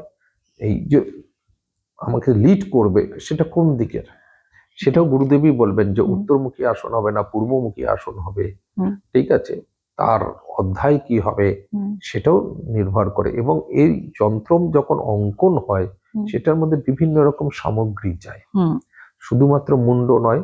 যেরকম আমাদের ক্ষেত্রে কড়ি যায়, কড়ির ওপরে মুন্ড বসে, সেই জন্য আমাদের যত করটি আছে সব করটি কিন্তু কম বেশি কড়ির ওপরে স্থাপন করা হয়, আচ্ছা। যাদের আমরা ক্রিয়া উপযোগী করে তুলি। তাই করটিগুলোকে কড়ির ওপরে স্থাপন করতে আসন দিতে হয়। আমাদের কড়ির আসন দেওয়া হয়, সেখানে স্বর্ণের আসন আছে, রজত আসন আছে, যেরকম যেরকম তুমি তাকে আসন দেবে। তারপরে ভিতরে বিভিন্ন রকম ভেষজ সামগ্রী আছে, বিভিন্ন রকম গাছগাছালির শিকড় আছে, সেগুলোকে স্থাপন করে ওই তোমার গোবর জল হেনা তেনা ছড়া টড়া দিয়ে আসনকে স্থাপন হয়। এরকম আমার গুরু যে আসন স্থাপন করছে তার মধ্যে চাল দিয়েছেন, পুরো করটি ভরে, তলায় চাল, ওপরে চাল, করটিকে চাল দিয়ে ঢাকা আছে। তো যে যেরকম ভাবে আসন করেন, যখন আমি এই চাল দিতে হয় সেটা জানতাম না, আমার এই গুরু যিনি তিনি চাল দিয়ে এই যে আসনটা আমার যে মধ্যের যে করটিকে স্থাপন করেছেন সেটা চালের মধ্যে স্থাপন করেছেন। ধনদার জন্যই করেছেন হয়তো, কারণ এটা লক্ষ্মী স্থাপন আসন করেছেন যাতে আয় উন্নতি তার ভক্তের বাড়ে, মানে ভক্তির সাথে সাথে যাতে এটাও বাড়ে, সেটার জন্য তিনি করেছেন। কারণ মনে হয়েছে তার এটা করব, অবশ্যই তার ওই আসনের সাহায্যে আমি আজকেও আবার পুনরায় আরো সুন্দরভাবে আজ এত রাত অব্দি পডকাস্ট করছি, তার আগে অব্দি কাজ করেছি। তো মানুষজন আসছে, মানুষজন আমাদের সব অনুষ্ঠান পছন্দ করছে, সেটাও গুরুদেবেরই আশীর্বাদ, মায়ের আশীর্বাদের সাথে সাথে তার আশীর্বাদ, তার আসনের আশীর্বাদ। তো আসন এইভাবেই তৈরি হয়। তা আমি আজকে আরেকটা শব্দ শিখলাম, যেটা হচ্ছে মুন্ডকে বলা হয় করটি। করটি, নতুন এটা নতুন তন্ত্রোক্ত ওয়ার্ড আজকে নতুন একটা শিখলাম। তো 3টে প্রশ্নের মোটামুটি উত্তর পেলাম। আরেকজন প্রশ্ন করেছেন যে নানা রকম রোগ, অনেক রকম বড় বড় রোগ যেগুলো ডাক্তাররা মোটামুটি জবাব দিয়ে দেন, মানে তারা হাত তুলে দেন যে আর হয়তো রক্ষা হবে না বা আর হয়তো পারা যাবে না, সেরকম কোনো রোগ থেকে কি তন্ত্র মুক্তি দিতে পারে? আরে পাগলি, অশোক মহারাজের দরকার কি? আমাদের পরম শ্রদ্ধেয় ঠাকুর শ্রী শ্রী রামকৃষ্ণের উদাহরণটাই তো হয়ে যায় তোমার উত্তরে। কর্করোগ, গিরিশ। আমার কি সত্যি আমার হ্যাঁ। দরকার আছে? উত্তর তো এখানেই বসে আছে। একদম একদম। হ্যাঁ, রোগ অবশ্যই দেওয়া যায়, কিন্তু বারবারই বলবো সে পাপ করেছে, আমার কি দরকার? হ্যাঁ। তার মানে আমি কখন এই পাপটাকে অধ্যায় করব? যখন আমি তার সেবাতে সন্তুষ্ট হব বা তার আচারে বা তার ভক্তিতে সন্তুষ্ট হব, তখন এক। আর 2, যদি আমরা প্রফেশনাল হই তাহলে আমাকে ওই পাপটার জন্য এতটা অর্থ নিতে হবে যেখানে আমার পরিবার সঠিক জায়গায় যাবে। আমরা 20, 40, 50 লাখ টাকা একটা বড় অ্যামাউন্ট কেউ নেবে, তারপরে গিয়ে তার রোগের জন্য সেটা চেষ্টা করবে, কারণ আলটিমেট তাকে ভুগতে হবে তো, যিনি এটাকে কাটবেন তাকে তো এর অধ্যায় যেতে হবে, তাকে এই ভোগ ভোগেতে যেতেই হবে। এই রোগের ক্ষেত্রে, পরিবর্তনের ক্ষেত্রে অবশ্যই তন্ত্রের চালান আছে। যিনি আমাদের ঠাকুর তো দেখিয়েছেন চালানের মাধ্যমে, বকলমা দিয়ে।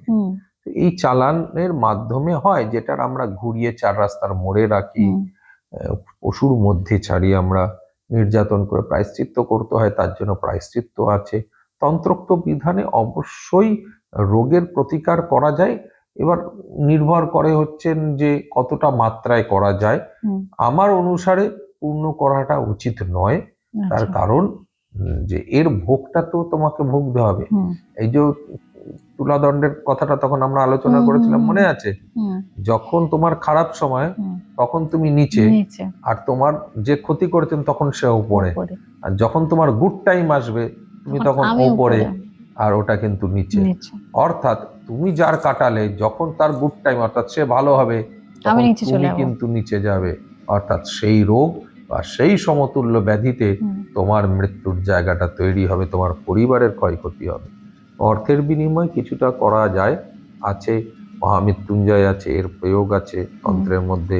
মহামৃত্যুঞ্জয়ের প্রয়োগ আমি যেরকম মহাকাল ভৈরবের প্রয়োগ করে থাকি, তারপরে হচ্ছে মঞ্জুশ্রীর প্রয়োগ করে থাকি, কিছু কিছু জায়গায় আমি আকাশগঙ্গার কিছুটা তন্ত্রক্রিয়া আছে, আকাশগঙ্গা সেইটা করি, মৃত সঞ্জীবনীর এই ক্রিয়া করা হয়। তো ওই অনেকগুলো পার্ট আছে যেরকম আছে। আবার যেরকম তন্ত্রের মাধ্যমে যদি কখনো রোগ আসে, তাহলে সেগুলো কাটানোটা খুব দরকার। তন্ত্রের মাধ্যমে মানে যেটা কেউ দিয়ে দেয়, চালান করে, কেউ বান মারে, ক্রিয়া করে ক্রিয়া এটা করে। করলে অবশ্যই সেটা পুরোপুরি কাটানোর দরকার। আচ্ছা। আর যদি কারোর পাপগ্রস্ত রোগ আসে, তাহলে আমি মনে করি এটার থেকে পুরো না কাটিয়ে কিছু দূর অবধি আয়ুষ্কাল বৃদ্ধি করা, কারণ পুরো কাটানো মানেই তোমাকে এর ফল ভোগ করতে হবে। তন্ত্রোক্তভাবে রোগ প্রদানে যেটা চলে এসছে সেটা কিন্তু কাটালে ফল ভোগ করতে হয় না, তার ব্যতিক্রমী রাস্তা আছে, কিন্তু ওইটার পূর্ণ মাত্রায় কোনো ব্যতিক্রমী রাস্তা নেই। তাই তন্ত্রের মাধ্যমে অবশ্যই রোগ চালান করা, মানে রোগ চালান করা যায়, তার কারণ তন্ত্রের মাধ্যমেই তো রোগ চালান হয়। মানে কাউকে বান মারি আমরা যখন, তখন তো তন্ত্রের মাধ্যমেই তাকে বানটা মারা হয়, যেখানে গিয়ে তার বিভিন্ন রকম রোগ ধরে, ব্যাধি ধরে। আবার সেই ব্যাধিটা কি হয়, সেই ব্যাধিটা হচ্ছে কিন্তু ব্যাধিটা ধরা পড়ছে না। ধরো পেট ব্যথা হচ্ছে, পেট ব্যথা ধরা পড়ছে না, জ্বর আসছে, জ্বর ধরা পড়ছে এরকম না, অনেক জায়গায় সব রকম টেস্ট হয়ে গেছে, সব হয়ে গেছে, কিছু ধরা কোনো পড়ছে না। টেস্টে ধর। অর্থাৎ আমি সবার আগে ডাক্তার, কেউ এরকম রোগ নিয়ে আসলে ডাক্তার কি বলছে, ডাক্তার যদি বলে কোনো রোগ ধরা পড়ছে না তবু রোগ আছে, তাহলে বলি বেটাকে কাটানো যাবে, চিন্তা করো না। তখন তুমি এবার বিচার করো। রোগ নিয়ে বললে আমি সবার আগে কোনো কিছু দেখতে যাই না, তার দিকেও তার অরা, তার দিকে কিচ্ছু না, গন্ধ পেলেও বিচার করতে যাই না, আমি সবার আগে জিজ্ঞেস করি ভাই ডাক্তার কি বলেছে। বাচ্চা হচ্ছে না কেউ বলে যখন, আমি তখন তাই বলি বাচ্চা হচ্ছে না কেন, ডাক্তার কি বলেছে, ডাক্তার দেখিয়েছো, হ্যাঁ কি বলেছে হবে, আমি বলছি রোগ কি বলেছে, সমস্যাটা কি বলেছে সেটা বলো। কোনো কিছু ধরা যাচ্ছে না, এবার আয় বস, এবার তোর ডেট অফ বার্থ বল, তোর হাত দেখি, তোর অরা দেখি, তোর গায়ের গন্ধে কি আছে দেখি, সেগুলো দেখে থালা লাগিয়ে তখন বিচার হয়ে গেল যে তোমাকে ক্ষতি করা আছে ভাই, তোমার এটা কাটালে এটা হবে।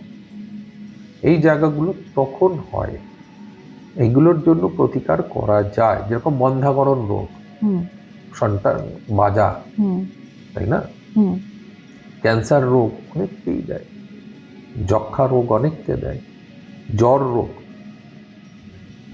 অনেককেই দেয়। তো বিভিন্ন রকম রোগ, অর্থাৎ কারুর রোগকেও চালান করা যায়, যে এর এই রোগটা হতে পারে, এর এই দুর্ভাগ্যটাকে একে দিয়ে দাও, আচ্ছা, সৌভাগ্যটাকে চুরি করে নাও, এগুলো এখানে দেওয়া যায়। এই জায়গাগুলোকে তুমি কিন্তু অবশ্যই প্রতিকারে যেতে পারো, কিন্তু যার সত্যিকারেরই আছে তার এলো কেন, তার নিশ্চয় কর্মফল, একদম। সেই কর্মফলটা সেই কারণ কর্মফলে যদি আমি তাকে প্রতিকারের রাস্তায় যাই, আর সে সেই কর্মফলটা কিভাবে কাটাতে চাইছে, অর্থের মাধ্যমে, ঈশ্বরের কাছে পড়ে থেকে না, তাহলে কর্মফলটা যদি আমি এইভাবে কাটাতে চাই, তাহলে তার কর্মফল পূর্ণমাত্রা কাটানোটা ঠিক হবে। যৎসামান্য তার আয়ুষ্কাল বৃদ্ধি করো, ব্যাস শেষ, তারপরের অধ্যায় আর যেও না। ঈশ্বরের কাছে আয়ুষ্কালের প্রার্থনা চাইলে অবশ্যই তিনি সেই আশীর্বাদ করবেন। যার 1 বছর আয়ু, তাকে 1 বছর 2 মাস 4 মাস 6 মাস দেবেন, যদি তুমি পুরো ক্রিয়া তার জন্য করতে পারো। যদি পুরো ক্রিয়াটা না করতে পারো, তাহলে আর কিছু করার নেই। তোমাকে তার পুরো ক্রিয়াটা যদি ঠিক মতন করতে পারো, তাহলে তুমি সেটা পাবে। দেখো আজকে সকাল হয়ে গেছে, পডকাস্ট করতে করতে সকালের ভোরবেলার শঙ্খ বাজছে, এটাই হয় একদম। আজকের পডকাস্টের শেষ প্রশ্ন একজন করেছে যে দেবদেবী থাকতে প্রেত পিশাচ নিয়ে কেন? দেখো আমরা শুরুতে এটা করেছিলাম, শেষও এটাই করব, সেই জন্য পৃথিবী গোল গোল, একদম পৃথিবী গোল গোলের জায়গায় আসছে। তো এরকম সবাইকে প্রশ্ন করতে বলি, তার কারণ হচ্ছে সঠিক প্রশ্ন করলে বিষয়গুলোকে সাজিয়ে দেওয়া যায়, বুঝিয়ে দেওয়া যায়, বোঝানো যায়। আর বেঠিক ভুলভাল প্রশ্ন করলে তখন কি হয়, কিছু কিছু সময় মনে হয় যাই গলা টিপে দিই। কিন্তু কিছু করার নেই। ওই যে লোকটার ওই ওই কথাটা আজকে খুব ভালো লাগলো। মানে কোথাও গিয়ে আমার বিকারগ্রস্ত হয়েছি আমি, আর সেই জন্যই মা আমাকে কিন্তু ওনার ওই কথাটা দিলেন। একজন নন বেঙ্গলি বাস্তুবিদ বলেছেন, তাকেও আবার এইরকমই বলেছে, মানে তারও ইসেতে লিখেছেন এরকমই, বাস্তুর জন্য কমেন্টে লিখেছেন। তো তার উত্তর সে দিচ্ছে যে তার গুরু বলেছিল তাকে যে মূর্খদের সঙ্গে কোনোদিনই বাকবিতণ্ডাটা যেতে নেই, সামনাসামনিতে বা তাদের সঙ্গে যেতে নেই তর্ক বিতর্কে। যারা অজ্ঞানী মূর্খ, এদেরকে না জ্ঞান দান করা উচিত, না বাকবিতণ্ডায় যাওয়া উচিত। আর বলছে তুমি তো ভাই আমাকে ওই ইনস্টাগ্রামে পোস্ট এটা বলছো, তো তোমার সাথে তো আরোই যাওয়ার ব্যাপার নেই। তো সেটা আমার ভালো লেগেছিল, সেই ক্ষেত্র দিয়েই ব্যাপারটা এরকম ভাবে চলে। তো সেই ক্ষেত্রে আমি বারবারই বলি যে তন্ত্রে দেবদেবীর প্রয়োজনীয়তা আছে, কিন্তু এই দেবদেবীরাই তো সৃষ্টি করেছেন এই কুলদের, তাদের অস্তিত্বকে বজায় রাখার জন্য। এক, দ্বিতীয়, আমি যদি একটু উগ্র রূপে উচ্ছিষ্ট গণেশে যাই, আমি যদি উগ্র রূপে চৌর গণেশে যাই, এই চৌর গণেশের দ্বারা সাধকের সিদ্ধি পর্যন্ত, অর্থাৎ জপ সিদ্ধি চুরি করা যায়। তাই একদম। আচ্ছা, সেই কারণে মালার একটা এক্সট্রা কেন, সাক্ষী কেন? সেই কারণেই মালার ওই সাক্ষীকে সামনে না রেখে পিছনে লোক লুকিয়ে রাখে কেন? আচ্ছা, 108-এর যে মালাটার একটা মাথাটা পিছনে রাখে, ঘাড়ের গোড়ায় লুকিয়ে রাখে কেন? বাবার দম নেই, চৌর গণেশে সিদ্ধি করেনি, তাই ভয়ে পিছনে লুকিয়ে রাখে। আচ্ছা, আর যার সাক্ষী নিচে থাকবে, তাকে কম বেশি জেনে রাখো সে চৌর গণেশের দুনিয়াতে পা দিয়ে এসছে। আচ্ছা, তাই তার কেউ যদি জব চুরি করে নেয়, তাহলে সে তারটা আবার চুরি করে নিয়ে আসার ক্ষমতা রাখে। তো এই যে আমরা উপদেবী, অপদেবী, অপদেবতার আলোচনা করি, তার কারণ হচ্ছে যে এগুলোর সম্বন্ধে জানা মানুষের দরকার। এরা আছেন, এদের অস্তিত্ব আছে। আজকের দুনিয়ায় আলোচনা হয়, আজকের দুনিয়ায় কালীকে সবাই জানে, তারাকে সবাই জানে, মা কালী, মা তারা, মহাদেব, এ আমরা সবাই জানি। আমরা বিষ্ণুকে জানি, আমরা গণেশকে জানি, কার্তিককে জানি। তো আমরা দেব দেবী এদেরকে যে নামে যেভাবে হোক সিধে সিধে জানি, মা ডাকি, বাবা ডাকি, আমরা জানি। কিন্তু তাদেরও যে আরো অনেক রূপ তারা নিয়েছিলেন এই ধরাধামে, সেটা আমরা জানি না। আর তার সাথে সাথে যারা এই হট যোগে তাদেরকে সাধনা করেন, তাদেরকে ভালোবাসেন, এবার তুমি বলতেই পারো, আচ্ছা আপনি তাহলে কি এদের আদি রূপের সাধনা করেছেন? তার প্রশ্ন যেরকম ছিল, ওদেরকে নিয়ে কেন? আগে তো তাদেরকে তার সাধনা করতে হবে, তারপর তুমি তাদের এই দিকে যেতে পারবে। আগে মাতঙ্গীর সাধনা করতে হবে, তবেই গিয়ে তুমি ডামরির সাধনায় আসতে পারবে। আগে গণেশের সাধনায় যেতে হবে, তবে গিয়ে তুমি উচ্ছিষ্ট গণেশ, চৌর গণেশের সাধনায় যেতে পারবে। তার মেন রূপটা যদি না হয়, তাহলে সিনেমার, অর্থাৎ সিনেমার নায়কের সঙ্গে যদি পরিচয় তোমার না থাকে, তাহলে সিনেমার নায়ক যখন অন্য রূপ নেবে, তুমি তাকে চিনবে কি করে? চিনতে পারবো না। আবার অন্য রূপে যদি তাকে তুমি সারাক্ষণ চিনে যাও, তাহলে তার আসল রূপ যখন সামনে আসবে, তুমি তাকে ধরতেই পারবে না। তাই তোমাকে সেই রূপের আগে আদি রূপেরও সাধনা করতে হবে। সাধনা কেউ যদি তার পরের রূপের সাধনার বর্ণনা দেয়, তাহলে সে আদি রূপেরও সাধনা করে এসছে। যেরকম আমি তারা রূপের সাধনা করেছি, মা তারার আমি সাধনা করেছি, তার আশীর্বাদ পেয়েছি। আমি আমার বহু অনুষ্ঠানে আমি বলেছি, কারণ এটা একটা গর্বের বিষয়, একটা আনন্দের বিষয় যে দেবী আমাকে সেই আশীর্বাদ দিয়েছেন। এটা অহংকারের বিষয় নয়, এটা আনন্দের বিষয়। আমার কাছে দুঃখের বিষয়, আমি তার আশীর্বাদের জিনিসটাকে অক্ষত রাখতে পারি, টুকরো টুকরো হয়ে গেছে। সেটা আমার ফল্ট, আমি পারিনি, কিন্তু তিনি তো আমাকে সেই আশীর্বাদ করেছেন। আমি মা বগলার যখন স্বপ্নাদেশ পাই, আমি পাই তার আশীর্বাদ পাই, আমি মহাকালের স্বপ্নাদেশে তার রূপ পেয়েছি, তাই আমি আমার মহাকালকে ওইভাবে স্থাপন করেছি। আমি বহু মানুষের কাছে তার আগে অব্দি জিজ্ঞেস করেছি কিন্তু সবাই বলেছে বাড়িতে মহাকাল বসাবি। হুম আমার আদি দেব তিনি, আমার হুম। স্বপ্নাদিষ্ট দেব। হুম আমি তো বসিয়েছি, আমার তো কিছু হয়নি, খারাপ তো কোথাও হয়নি। আমার মহাকাল আমাকে দিয়েছে একের পর এক, একের পর এক। আমার মা রক্ষিণী আমাকে দিয়েছে একের পর এক।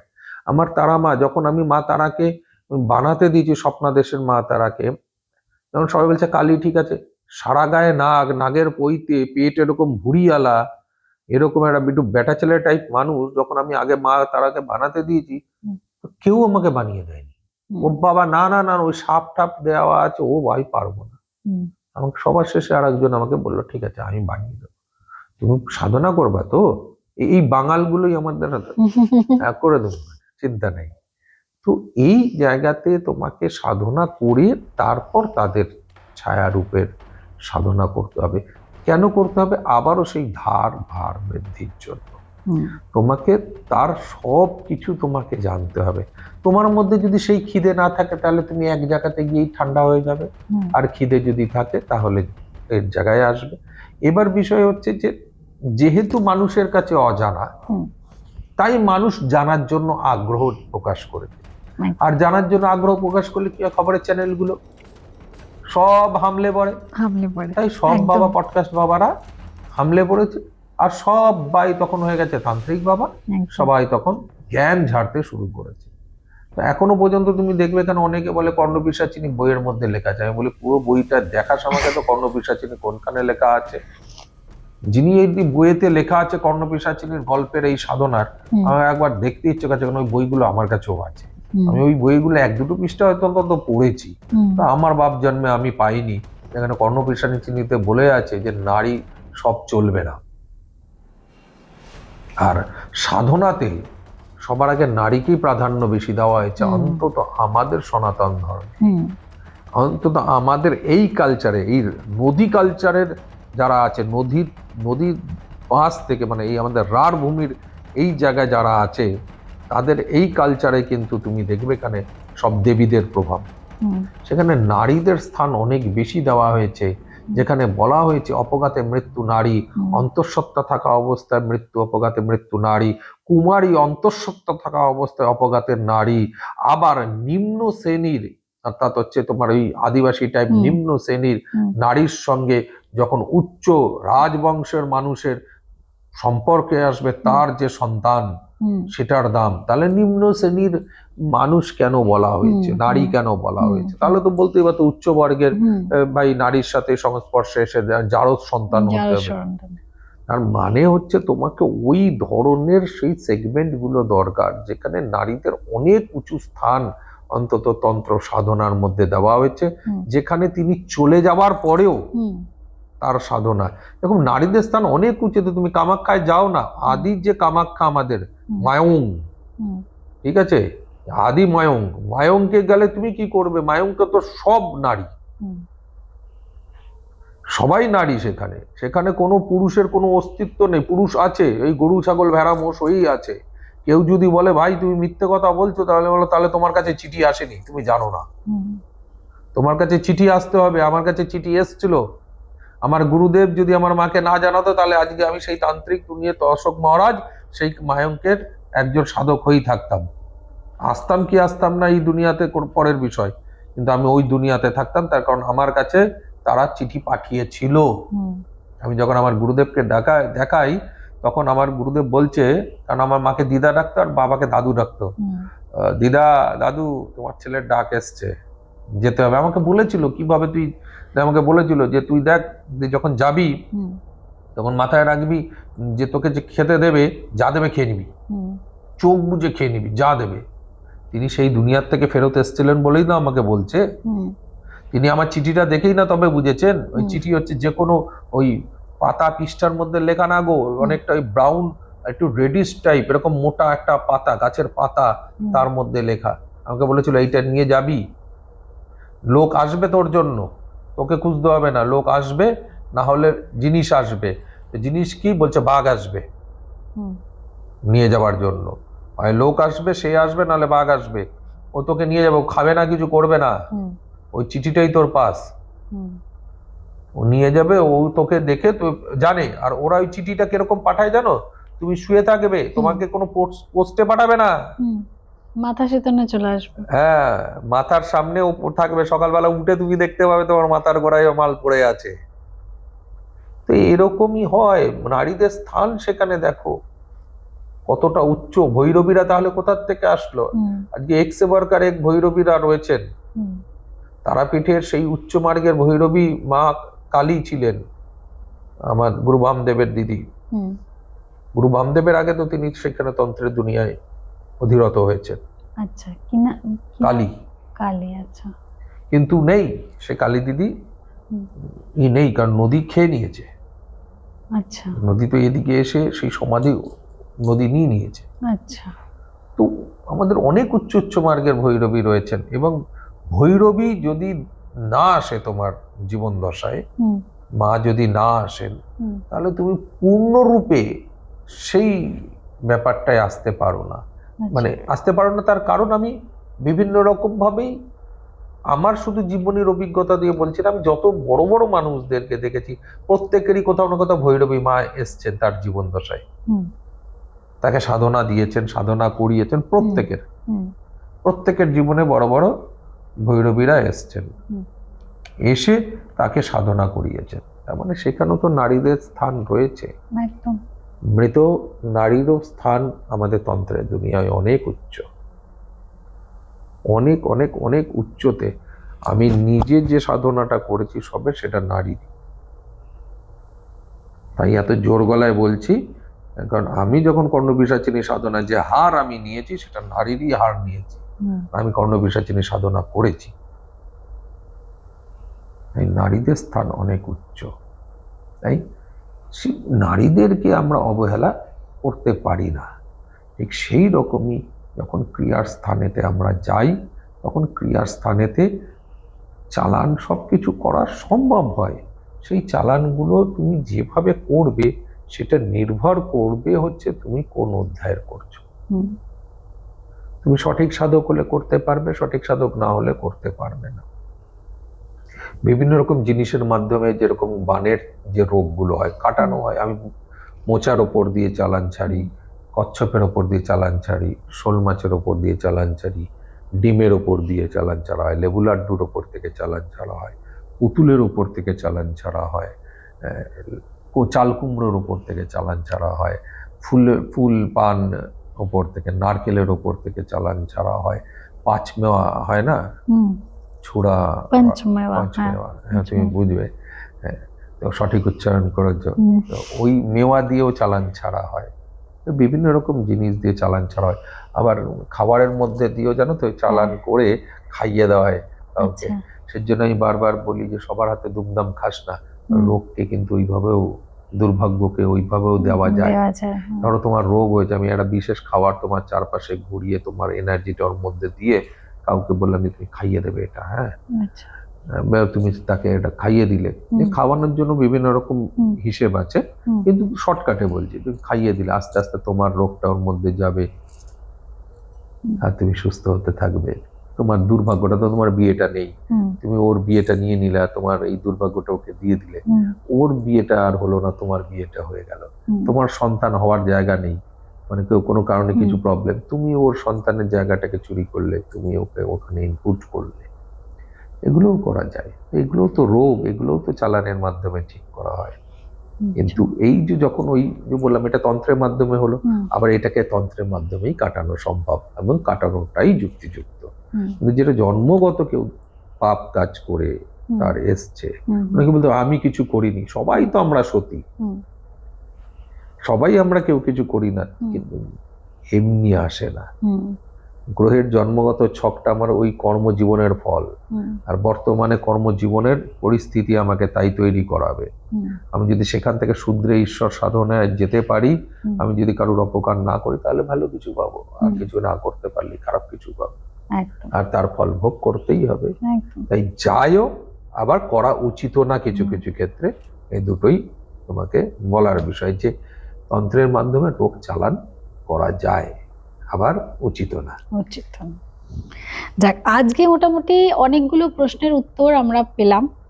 আর আগে মাতঙ্গীর সময় দেবী ডামরির সময় একটা প্রশ্ন করা হয়েছিল যে মায়ের সাধককে দেখলে কোন পশু মাথা ঘুরিয়ে দেখবে বা কে আওয়াজ করবে, কে আনন্দিত হবে। তো আমাদের রাজ চ্যাটার্জি 2340 ফলোয়ার্স, উনি অ্যান্সারটা দিয়েছেন। উত্তরটা হচ্ছে টিয়া পাখি, একদমই সঠিক উত্তর। ডামরির ক্রিয়াতে ওই টিয়া পাখির প্রয়োগ করা হয় এবং ওই পাখিটি সব থেকে প্রথমে জানতে পারে যখন মায়ের আগমনে। টিয়াই তিনি আমাকে মানে হ্যাঁ, তোমাকে যিনি সাধনা করবেন, আমাকে বলা ভুল, হ্যাঁ। এখানে যেই সাধনা করবে হ্যাঁ, তাকে সে সংবাদ দেবে, মানে তার আনন্দ আনন্দ। তার আনন্দ এত বেশি হয় হুম, যে তিনি সেটার তোমাকে হুম, জানান দেবেন জানান দেবে যে এই আসছে, এই আসছে। আর ওই মানে এইটাই ওই মানে তুমি ওভাবে তুমি ঠিক বুঝিয়ে কাউকে বলতে পারবে না ব্যাপারটা কি হয়। হুম। যার যার সঙ্গে ঘটে হুম, সেই জানে। আমি যদি বলি জ্বর আসে, জ্বরের তীব্রতাটা তুমি বোঝাতে পারবে না। জ্বর না, আসে কিন্তু জ্বর আসে। তীব্রতাটা তুমি বোঝাতে পারবে না। ওটা মাপা যায় কিন্তু কার শরীরে কতটা কষ্ট হচ্ছে হ্যাঁ, সেটা সেই মানে বুঝবে। এত কাঁপানো জ্বর আসবে, হ্যাঁ, মনে হবে আজ জপ না করলে খুব ভালো হয়। হ্যাঁ, কিন্তু সেই জ্বরেতে তুমি স্নান করে যখন তুমি বসবে, এবার তুমি বোঝো স্নান করে সেই জপে বসা। ও আমি গরমকালে সেই জন্য বারবার মানে চুজ করতাম গরমকালে সাধনা করব, শীতকালে তো একদম নয়। এই জ্বর আর মানে অ্যাকচুয়ালি করতে করতে মুখস্থকর জিনিস কি হ্যাঁ, হয়ে যায় না, জানি হ্যাঁ। এরকম কিছু ঘটবে, হ্যাঁ, সেটা দিন চয়নটা তোমাকে করতে হবে। তুমি যদি হ্যাঁ। অজ্ঞ হও তাহলে গেল, গেল। আর তুমি যদি বিজ্ঞ হও তাহলে কিছুটা বাঁচলে। তো এই হুম। বিজ্ঞতার প্রমাণ ছিল ব্যাপারটায়। সেটাই। যে আমার যখনই সাধনা করতাম আমি একদম চড়া গরমে করতাম। চড়া গরমে একটা সমস্যা যে দুপুরবেলাটা, কিন্তু হুম। রাত্রিবেলাটা হয়ে যায়, কেটে যায়, দিনের বেলাটা কেটে যায়। ওই স্নানের ক্ষেত্রে গিয়ে ওই ঝামেলাটা হয় না। জ্বর আসে প্রচুর পরিমাণে, গা হাত পা ব্যথা প্রচন্ড ভাবে থাকে, মাথা ভার প্রচন্ড ভাবে থাকবে, কোনোভাবেই শরীর তোমার দেবে না, এত গা হাত পায়ে ব্যথা থাকবে, কিন্তু তোমাকে সেখানে বসতে হবে। তো সেরকমই যিনি করেছেন বা যে করে তার এই অনুভবটা একটা আলাদা হয়। পাখি ফরফর করে ওড়ে ঝাপটায়, ও তো পাখি ওড়েই, না পাখি ওড়ে না বস, যিনি করেন তিনি জানেন যে পাখি কেন উঠছে, ও তখন সিগন্যাল আলাদাই থাকে। তো যাই হোক, রাজ চ্যাটার্জি বাবু তাহলে উত্তরটা দিয়েছেন, অনেক ধন্যবাদ। নিশ্চয়ই আশা করব আগামী যে আমাদের অনুষ্ঠানগুলো আসছে, পডকাস্টগুলো আসছে, আপনারা সবসময় দেখবেন এবং আপনাদের যদি মনে আনার অন্যরকম কোনো প্রশ্ন থাকে সেগুলো আমাদেরকে জানান। আমরা যতদূর পারবো সেই প্রশ্নের উত্তর আপনাদেরকে দেব। আজকে আর পডকাস্ট বেশি না বাড়িয়ে এখানেই শেষ করছি। আগামী খুব তাড়াতাড়ি নতুন কিছু নিয়ে আসতে চলেছি। আজকের মতো এখানেই শেষ করলাম। নমস্কার। Friday suspense.